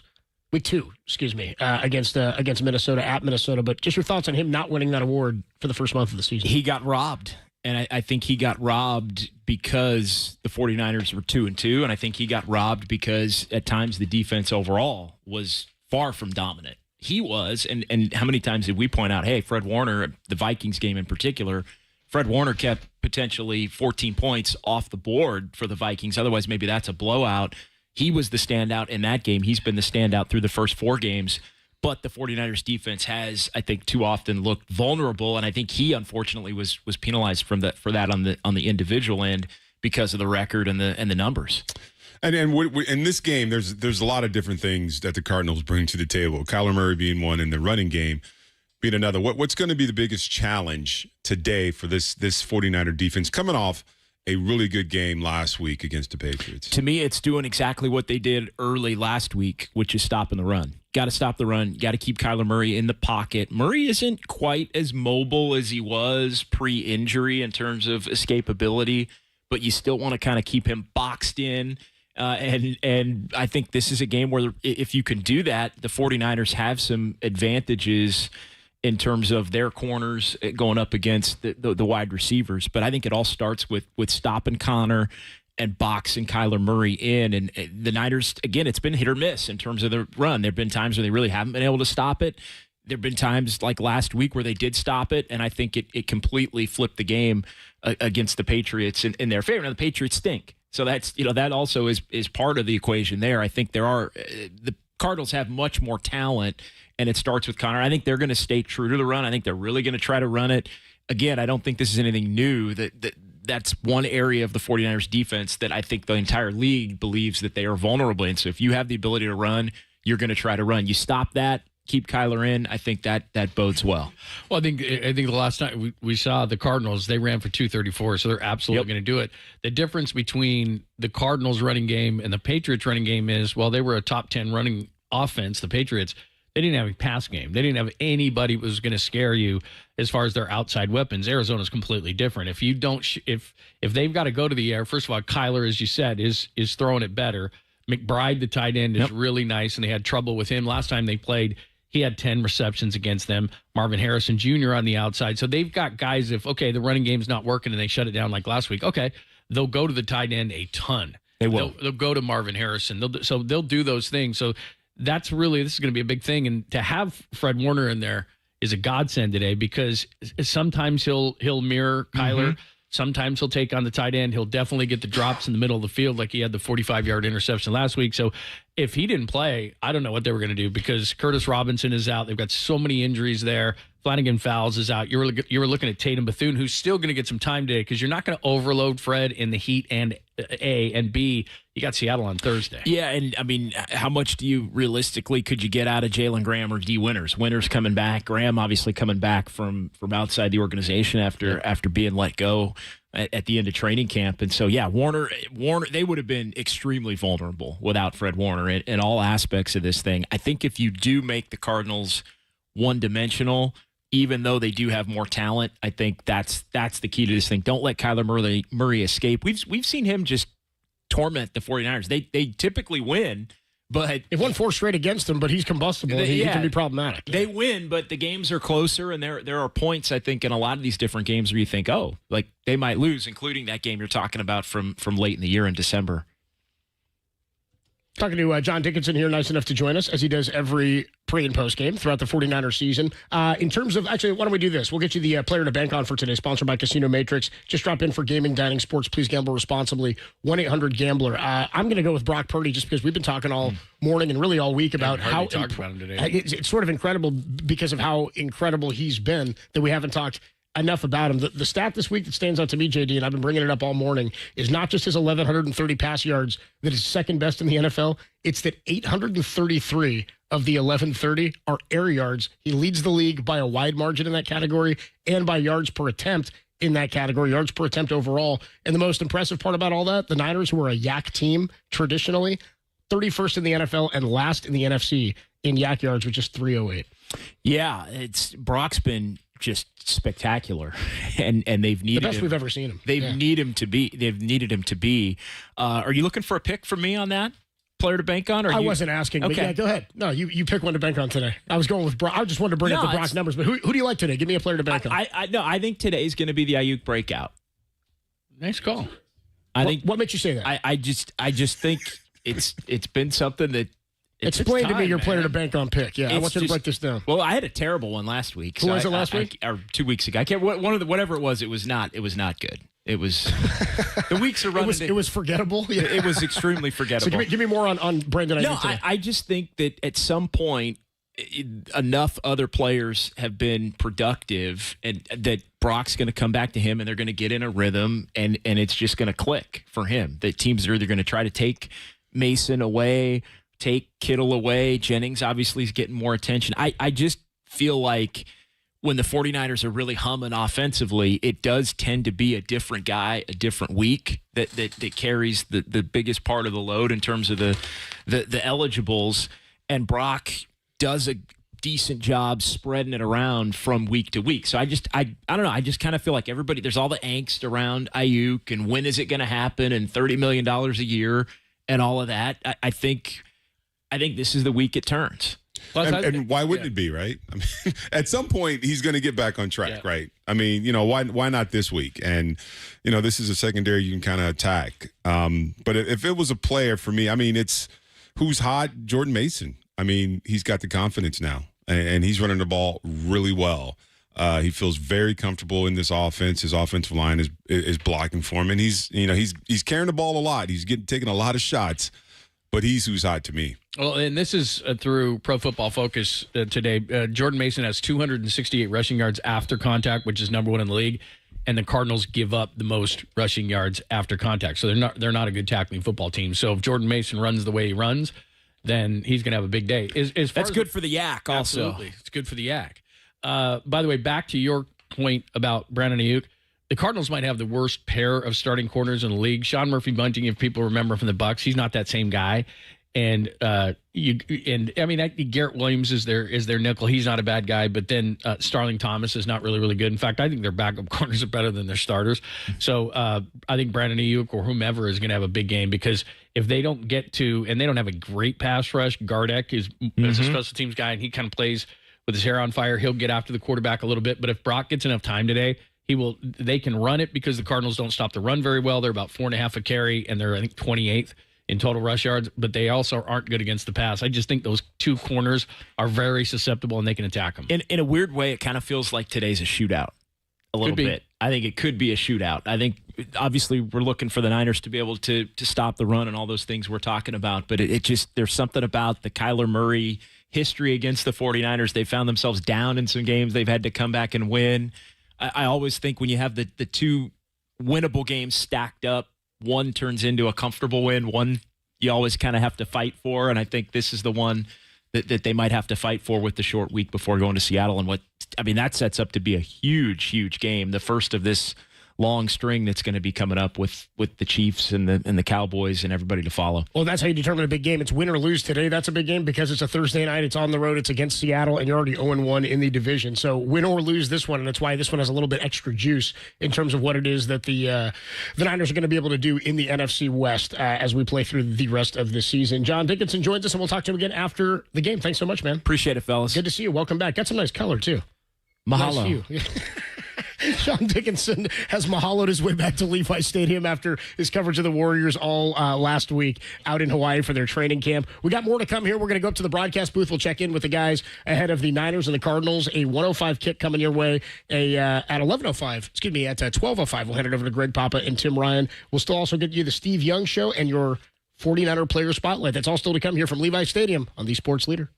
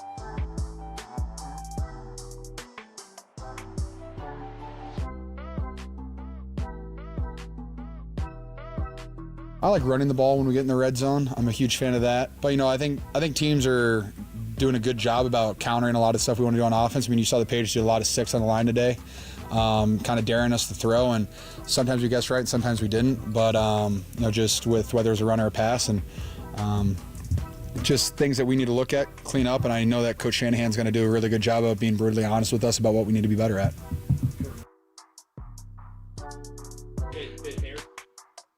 Live here from Levi Stadium, Adam Copeland, Super Bowl champion Dennis Brown, who's actually, Dennis just stepped away from us. It's an alumni day. They had a big alumni event last night. Did they not, John? Dennis was out there. I know Michael Zagaris was there telling a bunch of stories, and Dennis had to go help a bunch of the alumni get off the bus. I guess they were out at practice the other day, and I don't know. Like, Dennis, hey, come out in 95. All these dudes are like, oh. Dennis, the king of the alumni when it comes to 49er football. It's pretty cool. So he's out. He'll join us again on the postgame show. Dennis Brown will. Plus, Patrick Willis is getting his ring today, and I saw him rolling out like this podium for him. So that's going to be today, and then they're honoring the 94 team today. Pretty sweet. So they're honoring our guy Dennis. Yeah, so that's right. Dennis will be out there rocking. He's got a ring on. He's always, dude. Dennis has got one of the coolest rings. It's the 94 ring. Of course, the last one the Niners won, but he rocks it every Sunday here at Levi Stadium. 105 kick coming your way from the Niners and the Arizona Cardinals. Going to be a hot one. 98 degrees anticipated at kickoff. Hot tubs hot. Hot tubs hot. Get them while they're hot. Wacky inflatable arm flailing tube man. That was George Kittle, by the way, on the red zone struggles coming in there. I don't know what really to make of those. It doesn't seem, and I'd have to go back and look at the 2021 team, the 2019 team, the teams that have had success, even the 2022 team. But Christian McCaffrey was here by the mid part of that season. Just by the way, 2021 NFC Championship appearance. That's why looking at the offense and what Jordan Mason has done this year, we're like, they went to an NFC title game where Elijah Mitchell was their primary running back in 2021. It was Raheem Mostert in 2019. Just saw this today. Also in 2021, Trey Sermon was starting games. He's starting quarterback for the Colts today. Trey Sermon out there with Jonathan Taylor banged up. But in terms of the red zone production, 50% red zone success rate, it's not going to be good enough. That said, they've got help coming. They haven't been healthy to this point. I do think that's going to improve just based on what Brock has been able to do, and they do throw it down near the goal line. I am a little bit, not taken aback, but it does feel like they should have more rushing touchdowns in the red zone than they have at this point with how Mason's run the ball. Yeah, I think that's one of the main things that we haven't talked about is so much has been focused on not having Christian McCaffrey and what he does in the red zone. But really what's going on is they're not running the ball as well as they should in the red zone. So that's probably a major part of what Kyle wants to get done. They're running it between the 20s, but then they get down, especially in the low red zone, and they're not really getting it done. I mean, if you look at what's funny is we talk so much about McCaffrey, and again, he's not as good in the pass game. I understand that. He's on pace, though, for 387 carries, as you pointed out, 1,900 yards, 13 touchdowns. I mean, 1,900 yards he's on pace for right now. So you can't blame Jordan Mason. It's just low red zone. They haven't run it well. Obviously, you're missing Christian McCaffrey, but they've got to find ways because I'm not going to say I'm sick of the excuses, but they have enough. When you have Debo and the different things he can do, Jawan Jennings is playing Superman. They got to get Brandon Ayuk going. George Kittle misses game. That doesn't help you, but he can be effective, obviously, in the red zone. There is plenty enough to be effective in the red zone without Christian McCaffrey. I know that that's blasphemous, in how great he was in the red zone last year and how much attention he pulls away from players. But think about like the Patriots or something, or even the Arizona Cardinals. They have some good pieces. There's no question about it. The 49ers still probably have better weapons, even without Christian McCaffrey, than, 80, 90% of the teams in the league. So the excuse is you've got to execute better. They've got to run better in the low red zone, and they've got to get guys involved. I mean, the play that George Kittle made last week, Brock just said, I'm just going to throw it up and see if he hit it. And he high-pointed it, came down with it. That was incredible. And so, between three defenders, I mean, right now it's kind of something that's superhuman, but they do, if they want to get to where they want to go, and we're talking about the next two games, in-division games, and people are looking past Arizona. You can't do that. And then Seattle next week on a short one. They've got to get the red zone together because as pretty solid as Jake the Make has been, they've got to get the red zone stuff going. That's one of the biggest things to watch today. Well, and what's interesting about this, and this is where you look at it and you say, this is a Christian McCaffrey note or a Christian McCaffrey stat. You can go, well, he scored 20 touchdowns last year. Of course, it's a Christian McCaffrey stat. They are going to the red zone 4 times a game. That's 5th best, tied for 5th best in the NFL. Best in the league right now is the Detroit Lions, but they're only going, not only, but they're going they have 4.5 red zone attempts per game. And being that the Niners are 5th, they're getting almost as many, or averaging about the same number of red zone attempts they had per game last year at 3.8. So they're just not punching it in the same way. Yeah, and 50% is the rate right now. And I think, like I said, Christian McCaffrey just has an innate ability around the goal line, and he was great at it. He's so good Allen in tight spaces, right. too. Yeah. So, Jordan Mason is on pace again for 1,900 yards, so you can't really complain about the running game from 20 to 20, but they've got to get better. But it's also, it's on the offensive line to give Brock more time. Brock has had to scramble a lot. He's been under a lot of pressure that way. They got to get Ayuk on the same page. Debo was in and out of the lineup. Kittle was in and out of the lineup. So, and they've got to gain some more confidence in Jordan Mason. I know he's not Christian McCaffrey, but again, he had a catch last week that if they don't call a pretty bogus holding call on George Kittle, he scores a touchdown in the pass game. So get everybody involved, but it's not as simple as saying Christian McCaffrey's gone. Yeah, that's a big part of it, but they have plenty enough weapons to get it done in the red zone. Yeah, I don't think anybody would disagree. And throw with Brock's that. running in there because he's started to run. So they've got to just make plays in the red zone. Yeah, they do. By the way, in terms of what the Cardinals do scoring-wise, I know they put up 41 against the Rams, and I think that's the one that sort of stands out to people because the Niners came in and then lost to the Rams, of course, who've not been great at all this year. And they've got who do they play today? The LA Rams. A very losable game. Let me double I forgot check. who they're. I had it. And I just had it too, and I usually have all the matchups in my mind and right in front of me. Get you that in just a sec. They're playing the Packers. They're at home. Yeah. Packers are a 3-point dog in that one. I kind of like the idea of the Packers winning that game. Bottom line is the Cardinals, since that 41-point performance against the Rams, where Marvin Harrison Jr. had 2 touchdowns like early in that game and went over 150 yards receiving, they scored 14 and 13 points in their last 2. We talked about it last week with the Patriots being one of the lowest scoring teams in football. This is a game where the Niners, if they play moderate offense, I think, in the way that we've seen them in the last couple of weeks, I think they're going to be fine in terms of scoring enough to win. I don't think they're going to need 30 points to win this game as long as they play defense and contain Kyler in the way that we know they're capable of doing with Fred Warner, who's expected to play today per Matt Mayoko. Yeah, and just one thing to expand it out. This is the first game of October, so this discussion, and I know Steve Young talks about this with you and Tommy a lot. Yeah. Okay, it's no longer preseason. Let's stop that because they're 2-2 right now. The Jets, they win. Minnesota, look, there's no way to spin that really. Minnesota outplayed them. The Rams, you should have won. If the Rams lose today, they go to 1-4. They're not a very good football team. You should have won that game, but you know what? It's passed. And then you beat the Patriots. So you're 2-2 in September. But this is an absolute critical month. And I know everybody wants to look to the end of the month with the Chiefs and Cowboys. Those are sexy, fun games. I'm sure the networks will talk about it. But the 2 most important games are today against the Cardinals and Thursday at Seattle. But you've got to – the one thing about the 49ers is – at their best, they're a Super Bowl team. But the way they played in the first month, inconsistent. And I'm with you. I'm not as worried about the offense, but damn, the special teams, another bad play last week with Guerrero. To start the third quarter to fumble the football like that, it's inexcusable. The special teams, you could say, lost you the Minnesota game. Special teams lost you the Rams game. They have got to be better. And then just in general terms of their defense, they're better than what they've showed. So, okay, we'll give you that first month as a mulligan around the league and the sloppiness we've generally seen in the league, the low scoring, the passing yards are down, offense is down. But these next 4 games, Cardinals at Seattle on a short week, then the Chiefs and the Cowboys, and then you get a bye after that.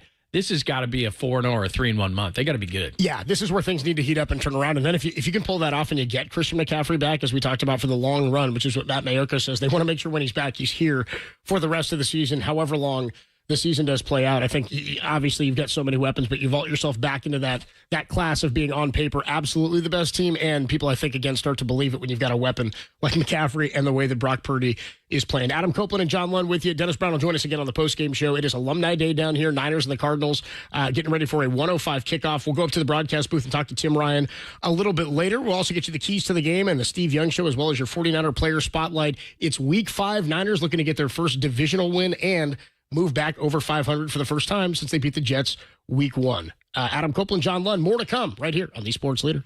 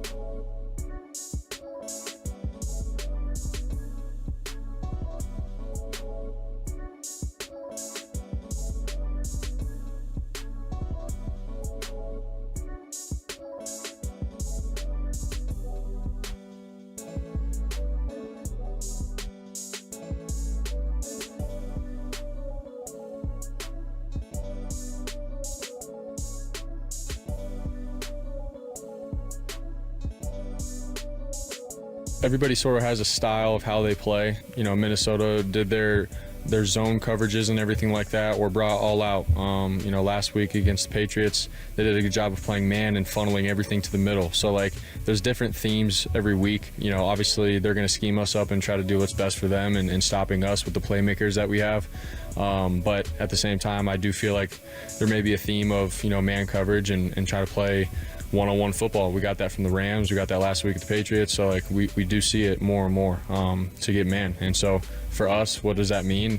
We just got to beat the guy in front of us. And then for me as a quarterback, I got to be accurate with the ball, and we got to execute. Voice of Brock Purdy, who's playing the best football of his pro career, maybe the best football of his life to this point. Second in the league in passing yards as he enters play today. And the guy who's leading the league in passing yards, I'll see on Thursday, Geno Smith. He's just above Brock as it stands right now. Brock at 1,130 passing yards.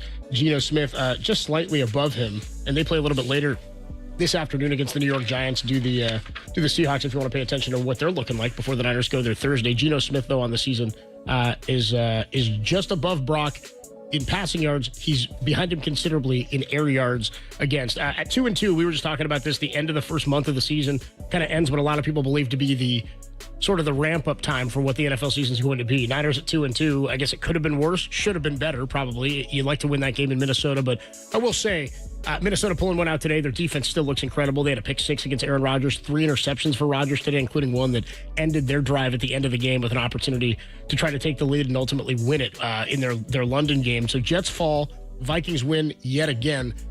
Do they, I mean, I don't know if anybody views them as the biggest threat right now in the NFC. I think it would still probably be the Lions. But as things stand a month in, who's the biggest threat in the NFC right now to win a number one seed outside of the Niners? Well, I think Minnesota is now 5-0.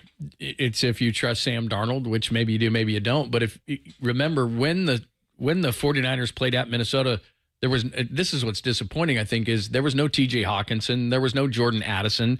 So they didn't have all of their offensive weapons. Now those guys are coming back and add that to Jordan Jefferson. So as long as Sam Darnold plays decent football and he's playing way above that, then they're going to be a threat offensively. And then the way Brian Flores is running that defense, they're just all over the place. And you thought, you know, they lose Danielle Hunter. You thought that maybe they were going to have some issues, but they brought in enough guys. Van Ginkel has been really good, 43 off the edge.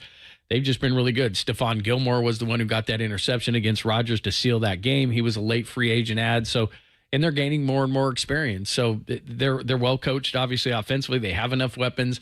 And then if they get home field advantage and you have to go to that place, that place is loud, man. And so is Detroit. I mean, you watch that Seattle game, and I got actually more respect for Seattle, even though they lost by 13. They were missing 6 defensive starters by the end of that game.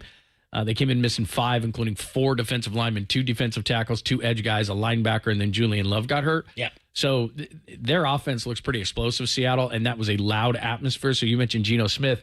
He's playing his best football since he's been a Seahawk. 2 years ago, he was great. Last year was okay. This year, he's playing really well. And then it's Brock. So it would be really nice if they could get out to a lead today with the heat and all the different things because they play Thursday. And just as Dennis isn't here right now, so he can't give you the breakdown, but literally, normally during the week, it's a Tuesday off day. When you play Thursday, I don't care how beat up you are, you're in here tomorrow. Then Tuesday is like Wednesday, yep. And then they're off. They get the heck out of here on Wednesday. So usually Wednesday is install day and everything is so condensed, you can hardly really do it. So if you get beat up today in the heat, and this is a fourth, you got to play for 4 quarters, or it's an OT game or something like that, you're going to have a lot of guys beat up, and they've already got guys beat up. So how long can Fred Warner go? Do they need to shoot up his ankle? Have a fungus back, all these different guys. You got to give Jordan Mason, I think, a rest today. So either you're going to trust Garendo or Patrick Taylor or somebody else. I don't think he can go 25 carries. So they've got to be careful because, you got to win this game. It's a division game. You got to be mindful that if Seattle wins today and goes to 4-1 and they're at home against the Giants who are banged up, no Malik Neighbors, you win this game to go to 3-2. They're 4-1. You're playing for the top of the division. Yep. And all of a sudden, we're 5-6 weeks into this thing. It's a big deal, these next 2 games, even though Kansas City and Dallas are going to be sexier in the end of the month from a national standpoint. Sure. These are the 2 important games. No, these are huge because, you got to make sure you're winning your division. You want to make sure at the very least you're playing as many home games as possible, whether you're the 1 seed or not. Now, Minnesota stacking wins here. It's good for them. They're going to play an easier schedule than some of the other teams that are going to be vying for that spot. They're still going to have to see the Lions. couple of times, right? See, That's going to be a tough thing, one. because that division is tougher than we thought. The Green Packers, Bay now has yep. Jordan Love back. I think they're going to beat the Rams today, and that would throw the Rams to 1-4. So division-wise, again, I got a lot of respect for Seattle. I thought they played well in Detroit. I still think they're a little bit short, and they still do have some injuries. So I do believe that the 49ers will have a chance to win this division. But this is huge today because even though Arizona, the first couple games played well, they're still 1-3. Yep. You can put Arizona at 1-4. The Rams lose today at home against Green Bay, which is probable. Then they're 1-4. And so now you're fighting with Seattle. And I think Seattle's good. I'm not taking anything away from them. I just think the Mike McDonald system, they need some more defensive players. Offensively, they look really good, but they have a bad offensive line, as Seattle often does. So they can win this division. And then, like you said, then it comes to who you're going to battle with. You're going to battle with Minnesota. You're going to battle with Detroit. I don't know what to make of the South, because Tampa Bay had that game. They lose against the Falcons. I thought New Orleans was going to be good after they pummeled Dallas. They're the best team in football scoring-wise for the first 2 weeks, and then they've kind of laid an egg. They lost to Philly. Yeah. So I don't know what the South is. Philly, I think it's better than we thought, but I don't think it's as dangerous as we thought for the first couple of weeks. Well, and here's the other thing, too. Philly and Dallas don't look great, especially Jalen Hurts can't read a defense. Dallas is struggling on defense. And I haven't seen the score lately, but the Commanders were crushing the Browns. 24-3 right now. Browns are losing to the Commanders. Are the Commanders something? So I still think it's Minnesota and Detroit that now, as we speak of this moment, are the biggest threats to the 49ers in the NFC. But there's obviously changes, injuries, things like that could change everything here in the next few weeks. Yeah, big time. And the you mentioned the other two teams in the NFC West. The Rams played today at 125 at home against the Packers. Packers going in at 2-2. And then you've got the Seahawks. That's a 125 kick as well. Giants at Seattle. Giants 1-3. Seattle 3-1. And they played their best opponent of the season last week. So they looked really good for the first 3 weeks. Defense looked dominant. I don't think their defense is as good as we thought. That said, they played pretty well all in all until the Lions, who are NFC contenders. They just had so many injuries. I mean, Nwosu's their best pass rusher. He was out. Murphy's their first-round pick. He was out. Leonard Williams, they re-signed in the offseason. He was out. They're missing Baker, who came over from the Dolphins. They were missing him. Then Julian Love got hurt in the first quarter. So I'm not making an excuse for Seattle's defense. The first few weeks, they were really good, but they played really bad quarterbacks. I don't think they're as bad as they showed against Detroit, obviously, with those injuries. They're not as good, probably, as they showed against Skylar Thompson. Jacoby Brissett, that kind of stuff. So they're somewhere in the middle. We slowly come. Your 49er player spotlight. We'll get you the Steve Young show, and then we'll go up to the broadcast booth and check in with Tim Ryan ahead of Niners and the Cardinals 105 kick, and it's all coming your way right here on the Sports Leader.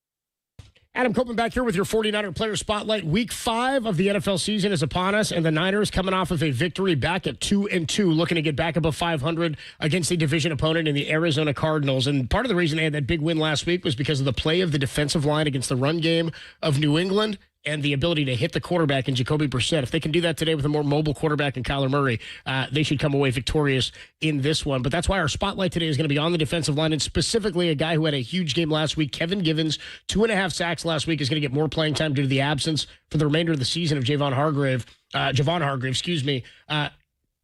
Kevin Givens this week talked about the challenges of having to face a guy who's much more mobile in Kyler Murray. Yeah, we definitely got our work cut off for us this week, trying to keep Kyler contained. We just got to try to just rush smart, stay in our rush lanes, and just try to keep him contained. And first man in, wrap him up, second guy here, try to tackle him. It was Eric Armstead who famously said it's like chasing a squirrel. You agree with that? Yeah, definitely. He's definitely like one of the top 3 scrambling quarterbacks in this league, and he's really, really athletic, and he can move in different directions, cut anyway. So he's definitely going to be a challenge for us to get him stopped this week. Javon Hargrave out, Jordan Elliott and Kevin Givens come in to try to help out a little bit. Again, 2.5 sacks last week. Going to be tough to chase that squirrel and Kyler Murray around today, but if they can do so in a very hot day at Levi Stadium, the Niners could be above 500 heading into Seattle on Thursday, and that's why Kevin Givens is this week's 49er Player Spotlight.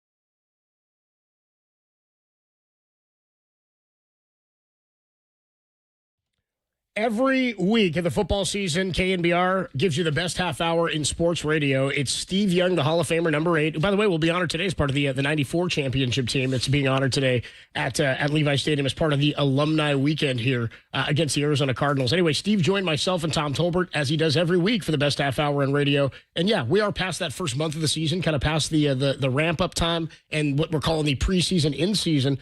But Brock Purdy's been playing in midseason form all season long. Tom and myself on Wednesday talked to Steve, and he suggested that Brock Purdy's been playing so well and is carrying more of the load of this 49er offense. I think what's happening is you look at the game today and you see guy like Patrick Mahomes carrying all the water. You know, you can just see it. The team's not that good, and the game's kind of a downer, and he figures out a way, right? When I say carry a lot of water, like, and Josh Allen does the same thing. Yeah. He plays Superman almost every week. And so, and then it's like, oh, Brock can't do that. And then you think about it as his game has matured, and he starts to, and he's way niftier. Like, I don't know if that's the right word, but yeah, it's like, it's just, there's a, you know, he's starting to threaten, he's just certainly buying time where you can, in that way you're doing more that, when I say take the carry the water analogy, he's carrying more water as he finds time, makes some more space.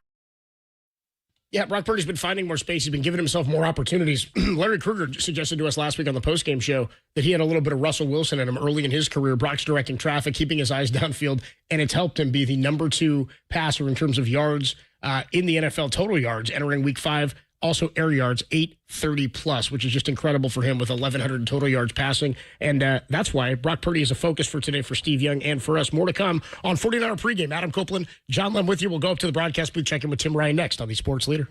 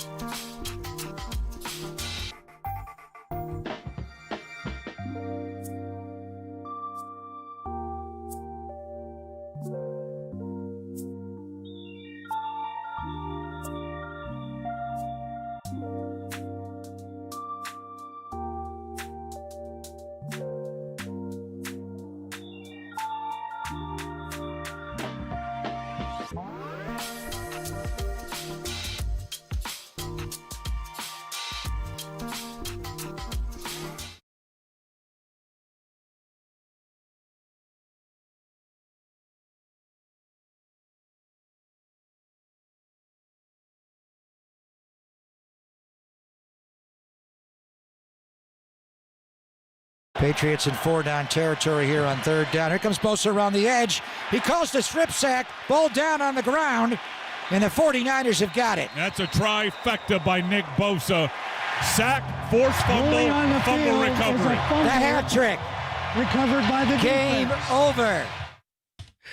There it was. Nick Bosa, huge performance last week. Could have had more sacks in that game, but the Niners defensive line dominated, and that's why we go up to the broadcast booth to talk to our guy, Tim Ryan, who will be on the call. We'll hand it over to Tim and Greg in just a few minutes here. What's up, Tim? How are you, man? I'm doing well, Copes. Hope you guys are doing well. Yeah, fun to watch the D-line just dominate the line of scrimmage from the first drive to the last play on defense. So hopefully there's some replication of that kind of effort and production here today. Extra little layer for the defense today with how hot it's going to be, Yeah. keeping guys fresh. Just tell us about how that's going to work. Well, I think the big thing is they started hydrating on Wednesday, and probably some guys earlier than that. It was hot here during the week, as you guys know.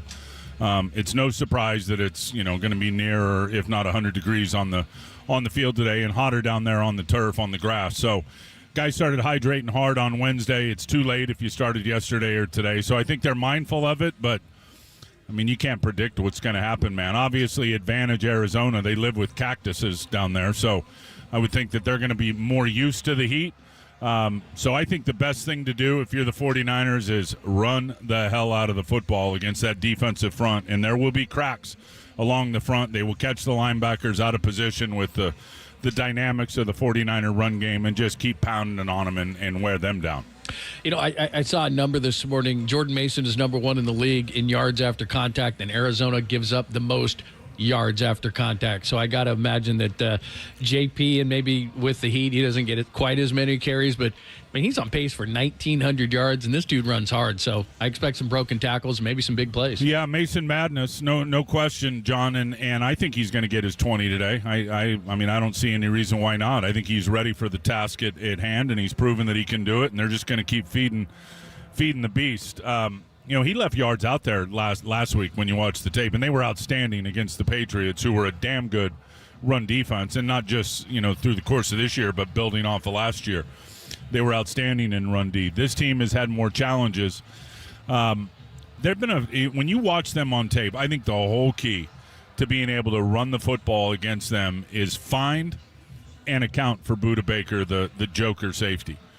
It's amazing when you turn on the tape how he plays, and it looks like he's freelancing, but there is a method to the madness. I mean, sometimes he's playing outside linebacker, and he'll come from a 2-deep position, on the post, and as a safety, he'll come flying down and he'll be a strong side linebacker. Sometimes he'll come flying down and be a weak side linebacker. Sometimes he'll be a Mike backer. Sometimes he'll be a safety. Sometimes he'll be on the slot, and he times it up, and he triggers fast downhill, and he's trying to run through a gap in your offensive line, taking a crack on where you're running it and forcing big TFLs, forcing running backs to stop and start again, and then letting the swarmers show up. And that's one thing these guys do on defense. They fly around, snap to whistle. They strain to the max. So it's going to take that same type of effort by the 49ers to match that. But I think the whole key, because they run a lot of packages, another multiple, illusion-loaded, exotic defense. They play fast. They got a speedy secondary,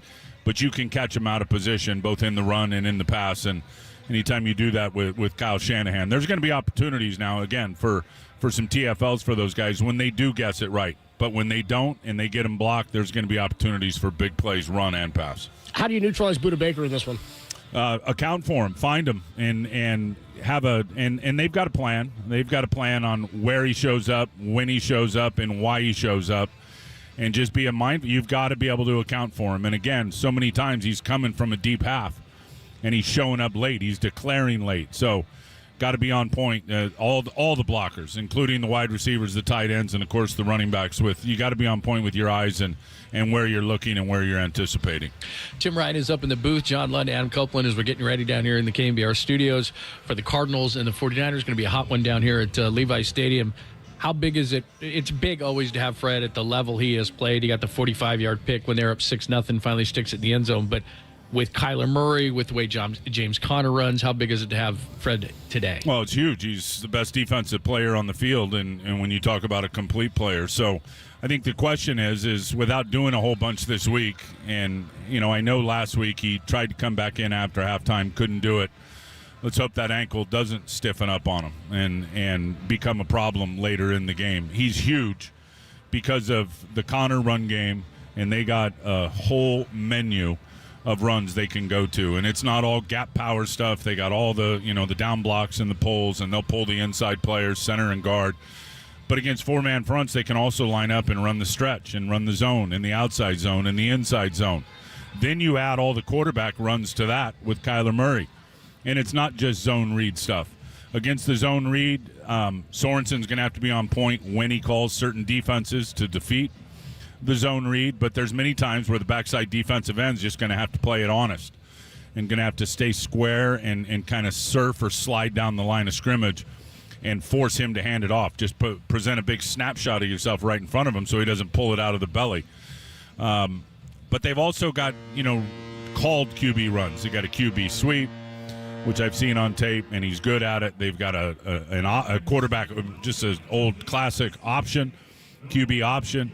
They've got QB power. So they got a lot of quarterback runs that Fred is obviously huge on that and anticipating when they're coming by the down and distance and by the formation. So let's hope he can get 4 quarters. Well, almost ready for this one. Just over an hour until kickoff. Tim, have a great call. We'll see you upstairs. Cobes, appreciate you guys. Let's start stacking them. Let's go. Let's go. Can make it 2 in a row with a win over Arizona today. Just some final thoughts here as we get you the keys to the game, sponsored by Bay Area Chevy Dealers. Visit BayAreaChevroletDealers.com. Your key to the game on the way out here, John?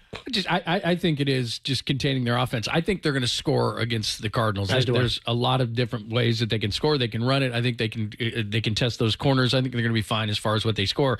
It's just James Conner. It's Kyler Murray. And please play some clean football. The special teams has been ridiculous so far. Clean football, there's not a way to Arizona to beat you. You're going to turn it over. You're going to play special teams like they have against Minnesota, the Rams, and even last week with the Grando fumble to start the third quarter.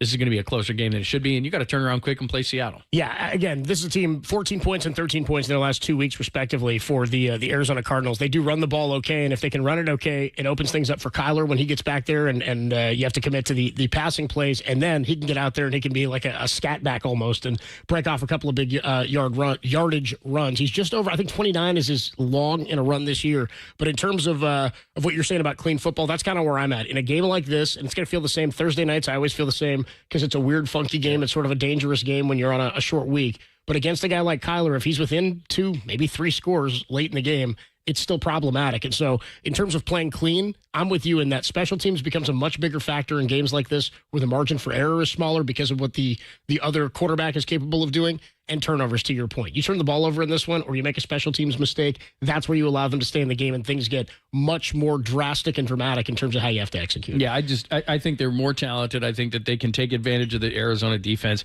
It's just a matter of clean football. We don't talk enough about special teams, but we have to because of the way that they've underperformed that way. And then, like you said, I can still remember Kyler Murray winning here. There was nobody in the crowd. Yep. But, even though they haven't beaten the 49ers a lot, they still play some games where you're kind of nervous about it. And that's the type of team they are. Well, as Tim Ryan just said, time to start stacking some wins. Can pick up their first divisional win, and they'd like to today as they head to another division opponent on Thursday. Short week to play the Seattle Seahawks. We got plenty more to come. We'll hand it over to Tim Ryan and to Greg Papa, who will take you up till kickoff. We'll be back afterwards for